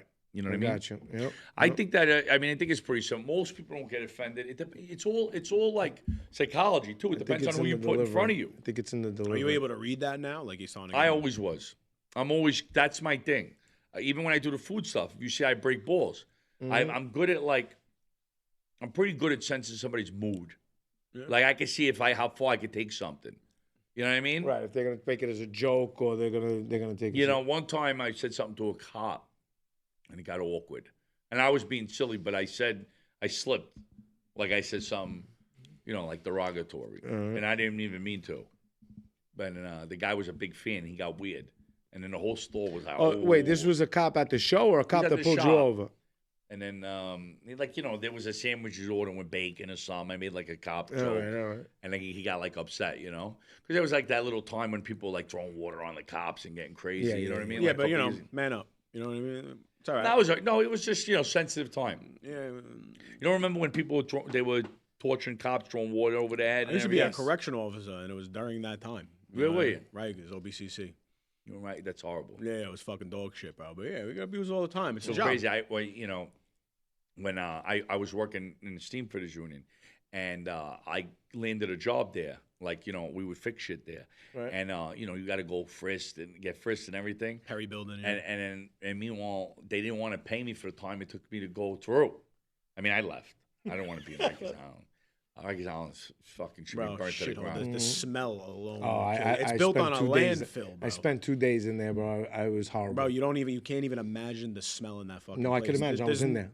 It's horrible. It's like the gym worst clothes thing. and that packaged salmon mixed together with like ass and balls, like all in one fucking ball. They brought me in there, and when I walked in, I'm thinking they're walking me to they go through the process to sell the shower, this to that. Now they're walking you to where you're going, and I'm looking at the cells. I'm thinking I'm getting thrown in the cell. I'm looking at who's gonna be the cellman, and this door opens down the stairs. The door opens. It was a dorm. Yeah, that's how it is. Just 100 beds. Yeah, your door's gonna be there's only one. God, I think C95 is this was C76. I think. C74 and C76 is dorms. Yeah, this was a C76. Each building, like OBCC, does have. I think it's closed now. I haven't been there in years, but I think one side is dorm. One side was dorms. One side is cells. So if you're like a high class inmate, you'll go to the fucking cell area because you're cutting people. Yeah, C74 is adolescent state ready. Yeah, so they closed that one. That's RNDC. They closed it? They closed it. No, ARDC, no? That's closed too, bro. There's a lot of places that are shut down over there. It was a shit. They're starting to really shut down like the island. You know what I mean? They're gonna get rid of it, right? I don't know why you would. You know what I mean? Why are you gonna shut it down? Like bad things are gonna happen in jail no matter where you put it. So you're gonna take 5 to 10 problems and you're gonna scatter it across the boroughs. Why are you gonna do that for? You're gonna put a jail in Staten Island in the middle of a fucking high class neighborhood. You know, it's right over there on Arthur Kill. That's what they want to put it. Why are you going to put that there for? Mm-hmm. You know, then these people are getting out. They're going. It's back into the communities right here. Good, you know, good, it's going to devalue the neighborhood. Yeah, leave it there. It's a fucking terrible idea. Looking to buy, sell, or invest in real estate? The Pinnacle Real Estate team has you covered. Led by pro agent Frank Bergen, they make the process simple, stress-free, and tailored to your needs. Whether it's finding your dream home or getting top dollar for your property, Frank and the Pinnacle team bring expertise, professionalism, and the result you could trust. Do you think with this whole social media things, Italians are popping right now? Do you think that they're represented correctly on the internet? People got more Italian than they are. They saw it fratello, my nonna. We didn't grow up like that. Yeah. I didn't. I didn't. I'm second generation. You know, we grew up with our own. Where I grew up, we had our own identity. People have identity crises. They have identity crises. They're putting the rigs over their head. No. Like, you know, to me, it's crazy. Yeah. I didn't grow up like that. Maybe these people did, but I didn't grow up like that. Right. You know, I mean, I grew up in an Italian household. My grandmother, you know, the plates, they're going to like crap. Like, I grew up like that. But I mean, I didn't overdo it. With the porcelain dolls all over the house. I feel like I think that there's like a wave of people that are overdoing it. I'm not saying, like, see, me, I look at, like, my identity as, like, a New York Italian, just like a Puerto Rican Italian. I mean, a Puerto Rican New Yorker, you know, was like Rosie Perez. You know, like Spike Lee. Remember Spike Lee and Do the Right Thing? Like, those are New Yorkers, but they were different types of New Yorkers. That's how I grew up. Yep. You know what I mean? So I don't think there's too many like that. I think there's a lot of people that emulate, like, something they watched. You know what I'm trying to say? Right. Use are the last of the Mohicans, They're bro. trying Your to age group, that's it. It's like, over, listen, you know, back in the day when The Sopranos came out, I remember people not watching it. I have an uncle that was in it. But I'm saying I remember people not watching it for a little bit, like when it came out. Like, oh, it's derogatory. Yeah. And then I remember they used to have, like, some watch parties over here in Brooklyn. Yeah. And I never really watched more than the first season. I still to this day, I watched a handful because I remember my father liked it. It was on HBO. You had to tape it. And I was out. I wasn't home. And, you know, like, people will say, like, oh, this kid thinks it's a surprise. I never even watch it. How am I going to act like it? I don't even watch it. So whenever I never watch. I mean, now, like, I have friends. I'm like, stupid. I want to. You still never passed season 2? No, I never even watched the whole season. Oh, that's I watched maybe 5 episodes in my life. What's your top 3 mob movies? I like, you want to laugh? See, I like the Broken Down Valise stories. I like Donnie Brasco. It's not my top one, but I like shit like that. I like The Godfather. You know, I'll watch The Godfather. Goodfellas, I only watch until he gets high. Once he starts the helicopters doing blow, it falls apart. Yeah. I just stopped watching it there. I love Casino. I'm a degenerate gambler. Like, I just be straight, shoot straight. I've been gambling my whole life. Like, it's an actual problem for me. You know, like, I gotta, like, watch. So, like, I love Casino because to me it's fun. But I would say it's got to be The Godfather for me. Yeah. You know, I still, like, love The Godfather. I'll put it on and watch. Yeah, but is that the most entertaining mob movie of all time? I just think it's just because I did watch. The story is just written. It's perfect. Well. It's amazing. I think it's a great story. You know, I read it like Scarface. Scarface is fun, but I'm not putting it up there with Godfather. No, I would put it up there with, like, that would be in the category. Godfather, Scarface, Goodfellas, Casino. I love feel those. Like we're missing something. Bronx Tale. A mob movie? Bronx Tale. Yeah, you're in it. So I love the Bronx Tale. In Sopranos, whenever Tony Soprano gets a flashback of when he's a kid, that's my little brother. Oh, your brother's in it? My brother plays Tony Soprano. I didn't know that. Yeah. I just never want to see, like, these guys, like, from these movies ever get, like, forgotten about. Dude, so you know why I used to think it was a star? Remember Steven Seagal movies were shot. Remember Alpha Justice? They filmed that in the pool hall. I know. My uncle's in it. My Uncle Rusty used to want to put grab by the nose. I was on the set every day. Do you remember? Did you know Rusty? I think the old so, man, he grabbed the guy. You cocksucker. Yes. That's my uncle. Oh, yeah? Yeah. He was in Sopranos. He was in Bronx Tale, too. In the front. He was one of the old men. He had baby blue pants. Remember the time they used to wear the old school baby blue? He was in there. Powder blue. I think The Godfather was, so it was interesting. I read another book from him about the popes. You know, he was into, was it Mario Puzo? No, he didn't write it. He directed it. The Godfather? Who wrote? Mario Puzo wrote it. Francis Ford Coppola directed. Right, Francis Ford Coppola directed. I read another Mario Puzo book about the popes. He was into that, like the Borgias, the Medicis, and all that. And then he said when he wrote the book, it wasn't necessarily that he wanted to write, like, do a mob thing. He wanted to do all those type of things, treason and backstabbing and everything, and it fit the model. Right. But that's where he studied. he studied that more than the mob stuff. And it turned into that. Yeah. Like that's a classic. Like I think it's a tragedy. I studied it when I went back to school. Mm-hmm. It was like, you know, they have these like old. A lot of people think that these stories are unique, but they've been done over and over and over. You know what I'm trying to say? They have the protagonist. I don't know about shit. And they take these scenes from all real life stories. Like a lot of the scenes. I know a lot of stuff was real life stories. Yeah, stories that they combine from all different things. But I just think the Godfather is just a classic. Yeah, you know? That's exactly what it is. I don't think there's anything really more on that level. No, there's a couple that I like. You know, Goodfellas is one of them. I feel like we're missing something. I know one. I know one that you might have seen. The gang that couldn't shoot straight. No, that's not. I love that those movie. What about what the fuck was Pope of Greenwich Village? Okay, was funny, and then there was the other one with Robert De Niro and he says, analyze this and analyze that. Old school one. Martin Scorsese made it. I can't believe. Remember, he goes to $10. I burned the $10. You don't remember? Oh, it's the classic. What the fuck is the name of that movie? I don't know why I can't think of it right now. It's not really like looked at as like a top 5, but I think it's fucking awesome. You don't remember? I know the scene. Why can't I remember this movie? Remember Robert De Niro's a degenerate? Yes. And he says Harvey Keitel's in it. And he says he's gambling. He goes, "You got the money you owe me? You owe Michael? Yeah. You owe him $40." Yeah, I know exactly what movie you're talking about. I can't think of the fucking name. Yeah. You don't do the look up. We got to figure this out. Oh, I can do it right now. Why do I not remember this? It's Go ahead. That's annoying that I don't know this. Robert De Niro, all gangster movies. Yo, if I get this faster than you gotta hire me to be a manager. Robert De Niro, all gangster movies. Here we go. Godfather Part 2, Goodfellas, Casino, Mean Streets. Mean Streets. And he was in Once Upon a Time in America. I think that you should have on your show something you bring up the stuff. There's nobody bringing up movies. Do like a whole movie episode? No, just like once in a while. Like right now, we throw on the scene. You know? Because we know the good scene. I mean, I'm just saying, it'd be cool. I always feel weird because I always think it's like copyrighted shit. So like every time they do that too. Do they? Bro, we hummed the song the other day. We hummed it. They took it off of YouTube. Really? Just that one part. They didn't remove the whole episode. Yeah, he's getting everybody. This that I love that he goes, "You got the $40 you owe me?" He says, "No, you know, I was down. I was playing cards, and the Bulls came in. They flipped the table. I was up 600." He goes, "By the time we figured out the money, what'd you end up with? $60." He was something like that. He says, "He goes, I gave.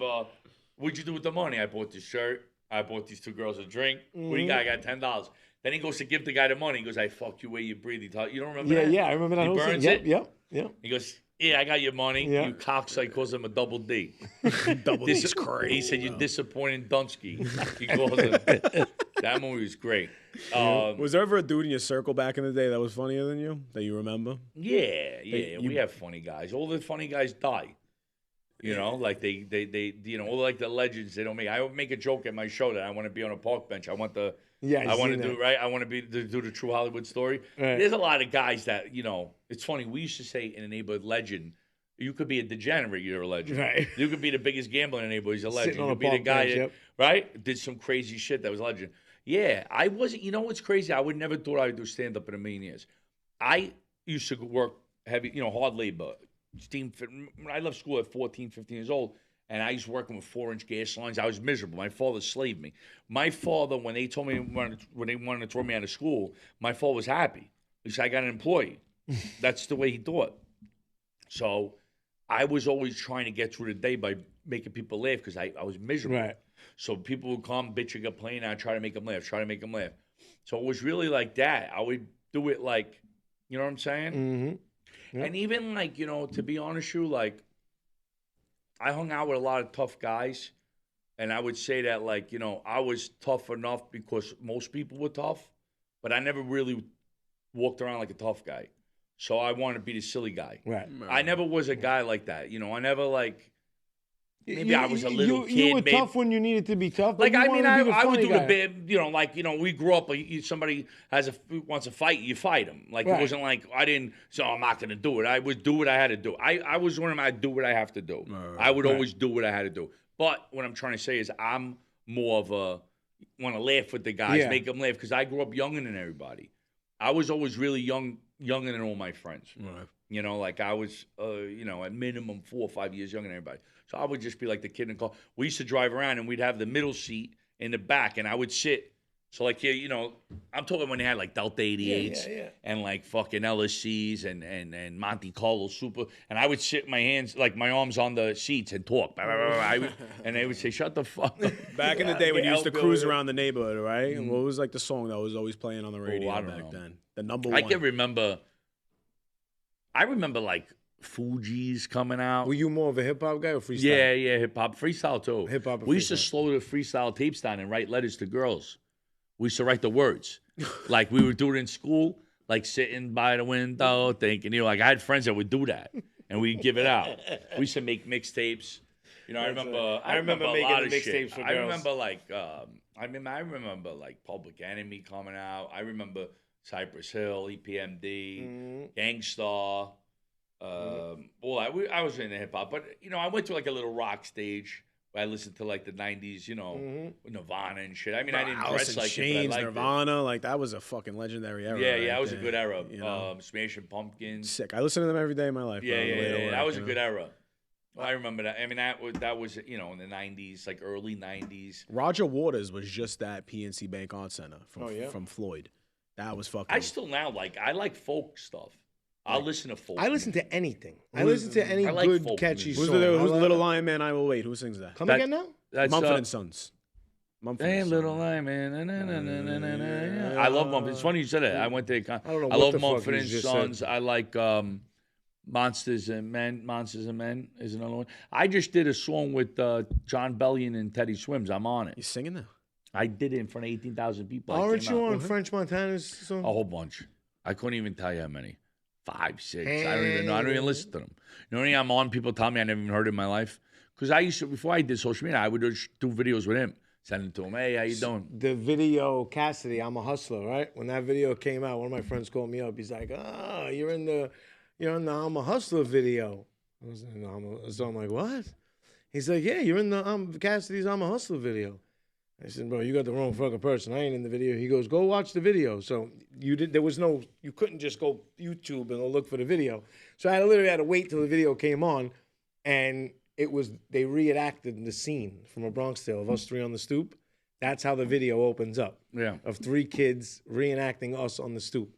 And that's how the video This song that I was on was charted as like number 4 in the That's world. crazy. I did 2 nights, 18,000 people. I did the intro in front of everybody. I seen you on the stage. You see me? That stage was insane. It was supposed to be MSG. It was and huge. then they switched it to Forest Hill Stadium.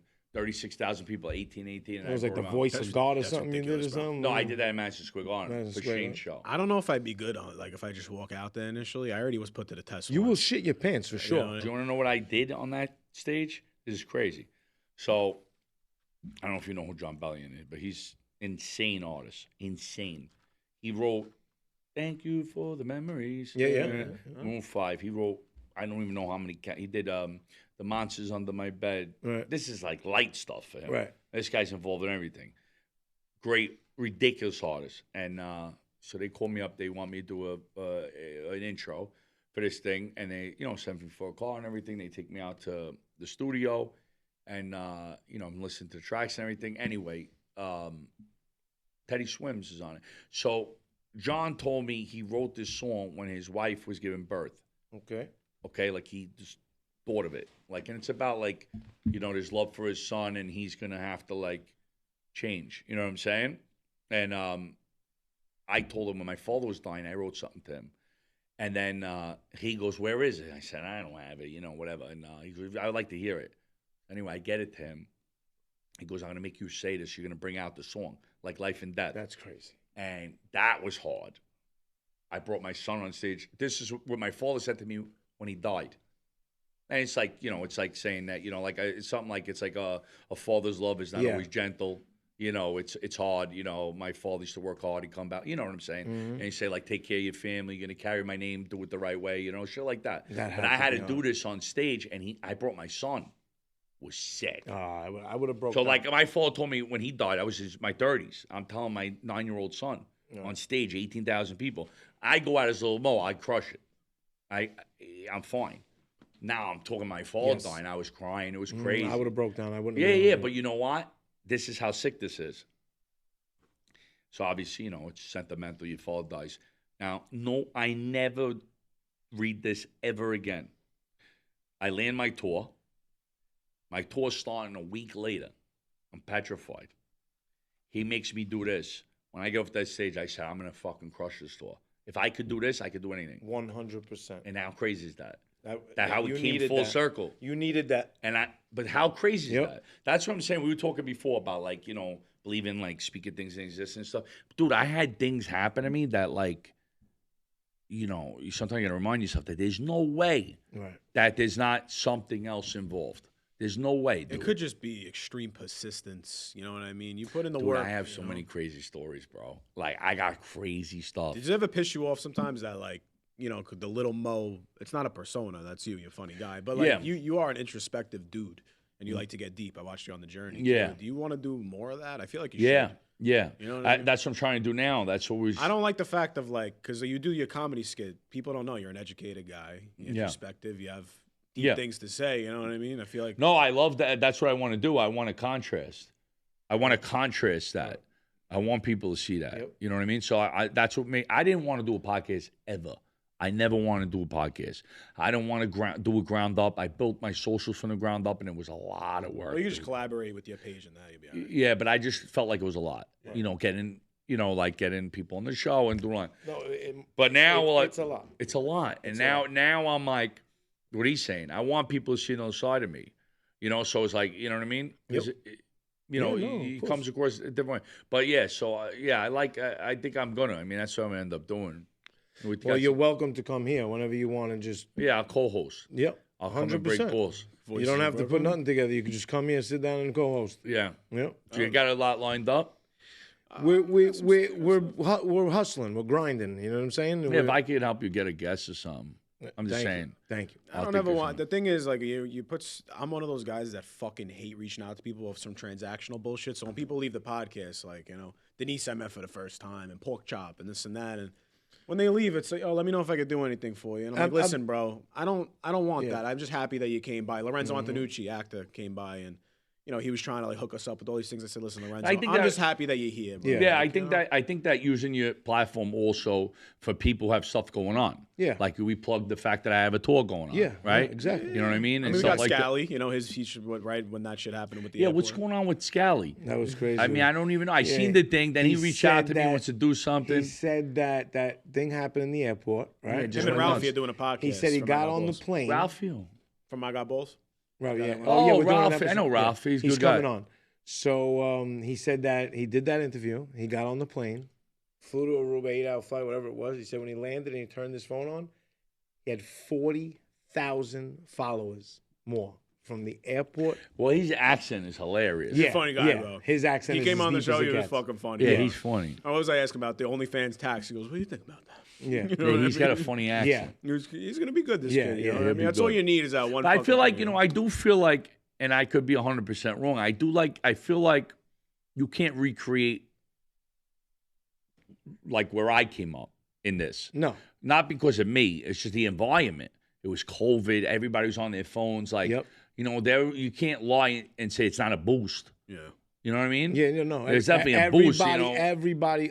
Do you know how many podcasts and social media stars came out of COVID? Forget about it. You know what I mean? Mostly all of them. But I know a lot of guys that got me tripled. But what happened is, I really feel like if I would have stuck with one thing, understanding the algorithm, I think I would have been a lot bigger on socials. Because I went and I did the food stuff. Then I started doing the Yankee stuff, the sports stuff. Yeah, you pivot all the time, yes. Yeah, but that's $1 million organically. You know what I mean? My stuff is 100% organic. Bro, people in this industry, the best was him. Smoke and mirrors. Nobody has real followers. Stop asking me for World Series tickets or Yankees tickets. Everybody. I'm paying for my own. I bought my tickets. I had people give me shit too because I started making so many friends there that I have people say, "Hey, take a ticket." Yeah. But I'm saying I spent a lot of money on my tickets. When I did that, I'm going to tell you how that came about. And that got me about 300,000 followers. Wow. The way that came about, I was with those kids from Boston, Tommy and Pajou. Yep. I went to a Celtics game with them. And I seen them, how they were getting love and everything. And I said to myself, I'm like, you know, the Yankees followed me. And we had a little bit, like they thought I was funny, the guys who ran the digital. And I got my manager at the time, you know, like, you know, they were like using my contact to get other people Yankee tickets. And they could say something different, but I think they were. Okay. And I said to myself, I says, you know, all these guys, influencers, they only go to things they get free tickets. Nobody spends money. No. So I had a relationship with Rizzo. So I says, you know what? I'm going to look into tickets on the first baseman line so I could break his balls. And my manager at the time, my wife, everybody's like, you're nuts. Because I paid $40,000 for them. So she says, you're crazy. I said, I don't give a fuck. I'm going to make Yankee Stadium my stage. Right. I said, I'm going to suck every fucking person in here. I'm going to go around and I'm going to bring my energy. And how could you make this up? We go to World Series that year. You couldn't make it up. No. Then I pitched the Bills the same thing. I get season tickets with the Bills. The Bills go to AFC Finals. I went to AFC Finals and the Yankees. That changed everything for me. When you pitched it to the Bills, did they give you the tickets? They already knew. But they gave you the tickets, or you bought those too? No. They gave you because they knew what was up. They knew what was up. I said the Yankees gave them to me. Yeah. It didn't matter if they gave them to you or not. They seen what you did there, and they were gonna get. Yeah, but then the MLB, like I'm close with the MLB guys, so I get tickets for everything. Right. And now let me tell you something. If I didn't start doing the comedy, I would have a lot bigger following because the comedy stopped a lot because I stopped going to the games. I stopped doing all that stuff because I was. Well, you got time now, right? Yeah, I had to go full-fledged into comedy, not knowing how to do any comedy, and I had to like try to get a set together for an hour and really get into it. But the Yankee stuff was big. That was big for me because you know I sat behind. All over the place. I sat behind SNL. Everybody that came there was anybody wanted to do a video with me. Yeah. You know, they say you did Jimmy Spike's Fallon, here, Jimmy Fallon. I met so many Spike people. Lee. Everybody. You did a video with everybody. All the athletes. Yep. I actually filmed with Apple TV a whole entire documentary. Follow me around. I wish I could find the videos. And I talked to everybody you could think of. Everybody you could think of during the World Series. And they did the same thing for a Dodgers fan. And they said, whoever wins the World Series is going to run it. You can see it on Apple TV. And I'm not even in it. That's cool. No, it's not cool. I could have been fucking. No, it's cool what you did with but I didn't get they didn't film it. I mean, I didn't get no exposure from it. And it's all filmed already. Yeah, it's filmed. And do you have anything planned for like a Netflix type of? Yeah, I'm 100% doing a special. I mean, I got the money to do it. You gotta pay Netflix for that? No, but I would do it. I'm not gonna wait for them to do it. I'll fucking do it myself. Yeah, but where are you gonna release it though? Like on what platform? I don't know. No, whoever the hell takes it. I mean, I have the right contacts to get it done if it's good. I mean, I don't see why not. Right. But what I'm saying to you is like I'm gonna do it anyway, even if it don't go on. I'll put it on YouTube. I don't give a fuck. I'm gonna do it anyway. I don't care. See, for me, like I'll throw something up I did on. I don't care. There's people who are more strategic than me. I'm not. I figure I'll just write something else. I don't really don't care.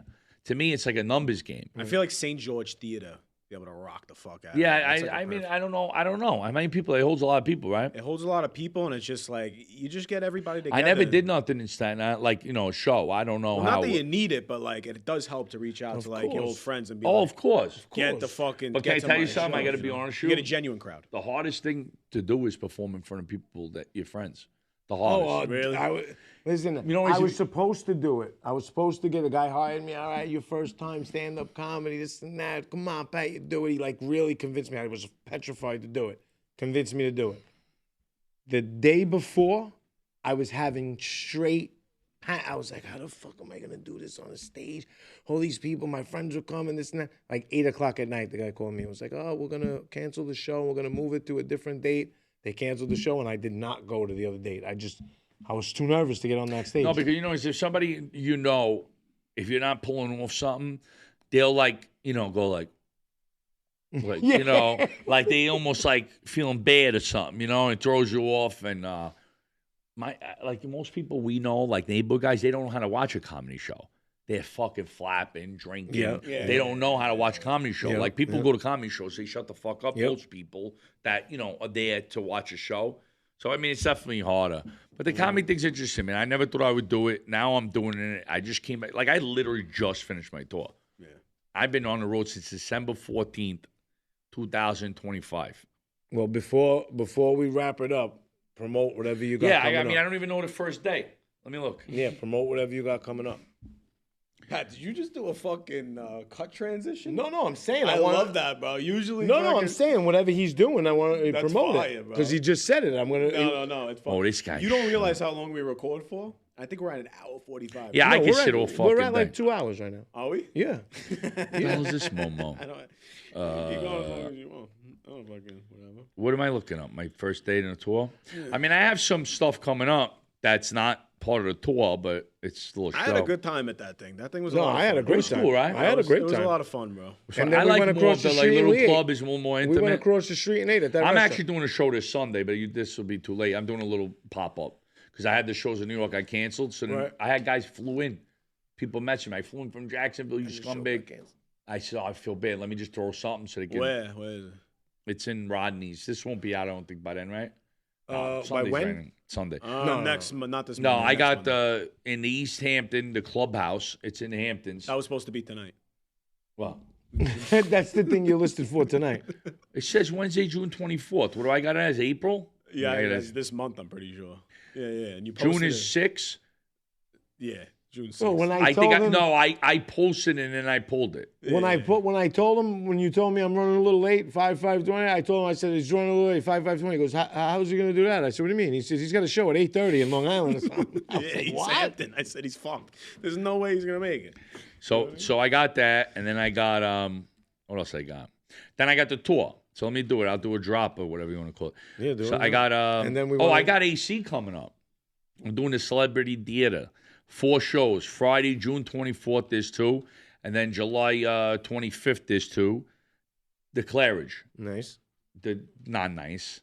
The mean, theater's you're doing- nice. what do you mean, The you're doing theater's it- beautiful. Right. It's new. But there's no gambling on there. You know, it's the Claridge. Yeah, that's why it's not nice for you. No, but- I don't gamble no more. But I the quit. theater's beautiful. I mean, I'm very new to quitting, but I did quit. So my first part of the store. How new were you to quit in like 4 hours? No, like probably like a week. Oh, all right. That's good. Yeah, maybe a every week day and a counts. half. You were going to say 6 So- hours. Every day counts. Every day count. So I think they're gonna add a show, but Toronto right now, October 8th is the beginning of the tour. Okay. I'm probably gonna do Buffalo. Are you finishing it here in New York? Let me see. Come on, bro. He doesn't know. Yeah, I'm sure I will. It depends, dude, how this thing scales. I have no clue. I could be a one and done guy. But right now I got a lot of momentum. I'm doing You Madison definitely- Square Garden. That's crazy. I'm doing 2 shows in Madison Square Garden. Nuts. That story we didn't tell. That was a good story. The Kill Tony story? That's a good story. I'll tell you that and we can end it. Yeah. So Kill Tony's story is funny. So anyway, long story short, I was in Oklahoma. So the week before I was in Dallas. I had to go from Dallas back home, then to Oklahoma for a week. Okay. So Oklahoma is really nothing to do. So I saw Googling like how far it is because I had met Tony before. And I said, I'm not going to ask him to be on the show. I says, I'm going to film the experience going for a regular person. Just go there. Listen, most people on the show did way more comedy than me. Right. Yes, I'm on tour, but I'm not doing even a fraction. These guys doing 8 years, 7 years. Right. So I says, fuck it. I'm going to go. I'm going to experience it. So I rent a car. I'm driving down there. It's far. It's like 6 hours. But I said, my friends from Dallas, you probably know Giacomo and them, right? Yeah, yeah. With the cheesesteak? Yeah. You know Giacomo. So he's out there. So I says, let me go meet up with him. I stayed by his house for a little bit, slut, and then I went. But on the way there, my car, it says, the rent-a-car says, like, how many gallons it holds. I'm thinking that's how many I got to empty. All right? The car breaks down on the highway. I got to push the thing off on the sideway. I call him. He's whacked out. He's trying to do everything but come help me. I call an Uber. I make the guy, I don't know where I even thought about it. I said, I'm calling Uber. I'm going to give the guy a couple $100, tell him to go get me the tank. And we get there. I get there finally. It's like 2 o'clock in the afternoon. The sign-up's like 6. I said, I'm getting on this fucking thing. I don't care. I'll sit there all day. So I go. Meanwhile, I know the guy. I could reach out. But I don't do things like that. Because if I reach out and you don't answer, then I'm going to feel weird. Right. And I don't want to feel weird. Right. And I says, fuck it. I'm going to go like everybody else. Maybe I get pulled. It'll be hilarious. If I don't get pulled, I'm going to talk shit. Fuck this place. It'll be a funny video. I don't care. So anyway, I go there and I'm waiting. You got to learn to process this, man. People sign up. And people know me. They're coming up to me. What are you doing? You got to be a guest. I says, no. They says, no way you put your name in the bucket. Yeah, put my name in the bucket. Put my name in the bucket. And then right when it was over, I happened to be on Instagram, and then Tony reached out. He goes, what are you doing? I said, what do you mean? He goes, you're waiting up there? He goes, I'll bring you out as a guest. What are you, crazy? I said, he goes, come to the back. I said, and it was the best. You couldn't ask for anything better. Right. I came out as Shane's friend, up-and-coming comic, which is great for cosign. You can't beat that. And then Tony bigged me up big time. And then, I did what I did. I'm a big fan of Dio, so I thought that was fun. Jelly Roll, I broke his chops. He's great. Shane jumped out and he crashed the show, and it was great. And then Tony pulled me back when I was leaving, so you come to Madison Square Garden. Yeah, that was sick. Couldn't ask for anything better. No, that was sick. Right? How was that feeling when he said you want to come to Madison Square Garden? I was pumped because I know what I'm going to do in Madison Square Garden. Yeah. I know how to do it. I'm from New York. I know how to get everybody amped up. Yep. So I know what I'm going to turn that into. I'm excited because coming out of Madison Square Garden is a great. I keep seeing the clips. Where is that ad to Kill Tony? Like the actual in whole Austin. Episode. Yeah, but no, I'm saying, where's the whole episode? It's in the mothership, Joe Rogan's comedy club. Joe Rogan owns a comedy club. Sick comedy club. It's cool. It's like, it looks like an alien spaceship. You performed there? Kill Tony. Oh, that's where it was? That whole Yeah, that's what you're saying. It was in yeah, that but place. the Gardens didn't come. No. He didn't do that It's gonna be yet. in They're August, gonna like be. the They're gonna do 19th. Oh, that. that was in the And I'm doing mothership? both nights. I completely fucking missed that. That's why. No, it didn't come out yet. We didn't do it yet. When is it? I'm writing it. I'm writing my set. How long is the thing? It's the Kill Tony. The style of it is like you do like a minute of comedy, which is the hardest thing of comedy to do. Yeah. Because you got a minute to make people laugh, and then you do an interview. So the interview process is fun. Your interaction. Right. To me, I'm good at the interview process because You're a ball breaker. You're not a big. I can feed off you. Right. So, but I'm gonna write something. I got a little something that I'm doing. I'm gonna write and make it really New York style. Nice. You know what I mean? And it's gonna be dope. So, like I'm saying, we don't know what's gonna happen. I might do that, and could be game over. I don't know. No, you're gonna be fine. I mean game over in a Game good over way. like he'll take off. Oh, you already. No, I know, but I'm saying I think that you never know. Right. So Well, you're gonna take off. When it's all said and done, how do you want to be remembered? Me, I don't know, man. A good guy, good heart. Good heart. Take care of my kids. On the park bench with the The park story. bench. No, like what? I worry about my kids. Yeah. Because even the social media stuff, it affects them. I grew up working with my father. He tortured me. I hated it. But if I had to go back to work with my hands, I got something. Right. My kid's seeing his father living this crazy life. My father's on, he's going away to all these places and, he's getting free food and all this crap. Like, definitely control a kid off. Yeah. Yeah. Right? Yep. So I worry about that stuff. I want to be someone to take care of my kids. Maybe somebody who maybe I did bad things, but I always meant well. You know what I'm trying to say? Yep. Like, I like my grandfather's like we old all make school. mistakes. I want to be like an older guy, like breaking balls, like what I'm saying, the type. Like you said, the guy Nicky's father. Like him. Yeah, like that. That's I boy. guess I'd be remembered like that. Who knows what's gonna happen? Well, you never know what's gonna happen in life. It's weird doing this podcast because I'm seeing all these big names on social media and people, and then meeting them. It's this one. I wonder, how this guy's personality is gonna be. You know what I mean? Stand-up guy, bro. I really appreciate. I you coming appreciate in, it. man. Mo, This was thank fucking you awesome. very much for coming. Yeah. Loved it. Rooting for you, bro. Had a great Thank time. you. Yeah, thank you. That was great. Ciao. That was great. Well, let's yeah. You gotta get a in gunshot. there. Yeah, you gotta get a gun. Gotta get in there.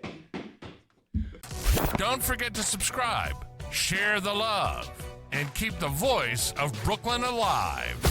Until next time, stay loud, stay proud, and never forget where you came from.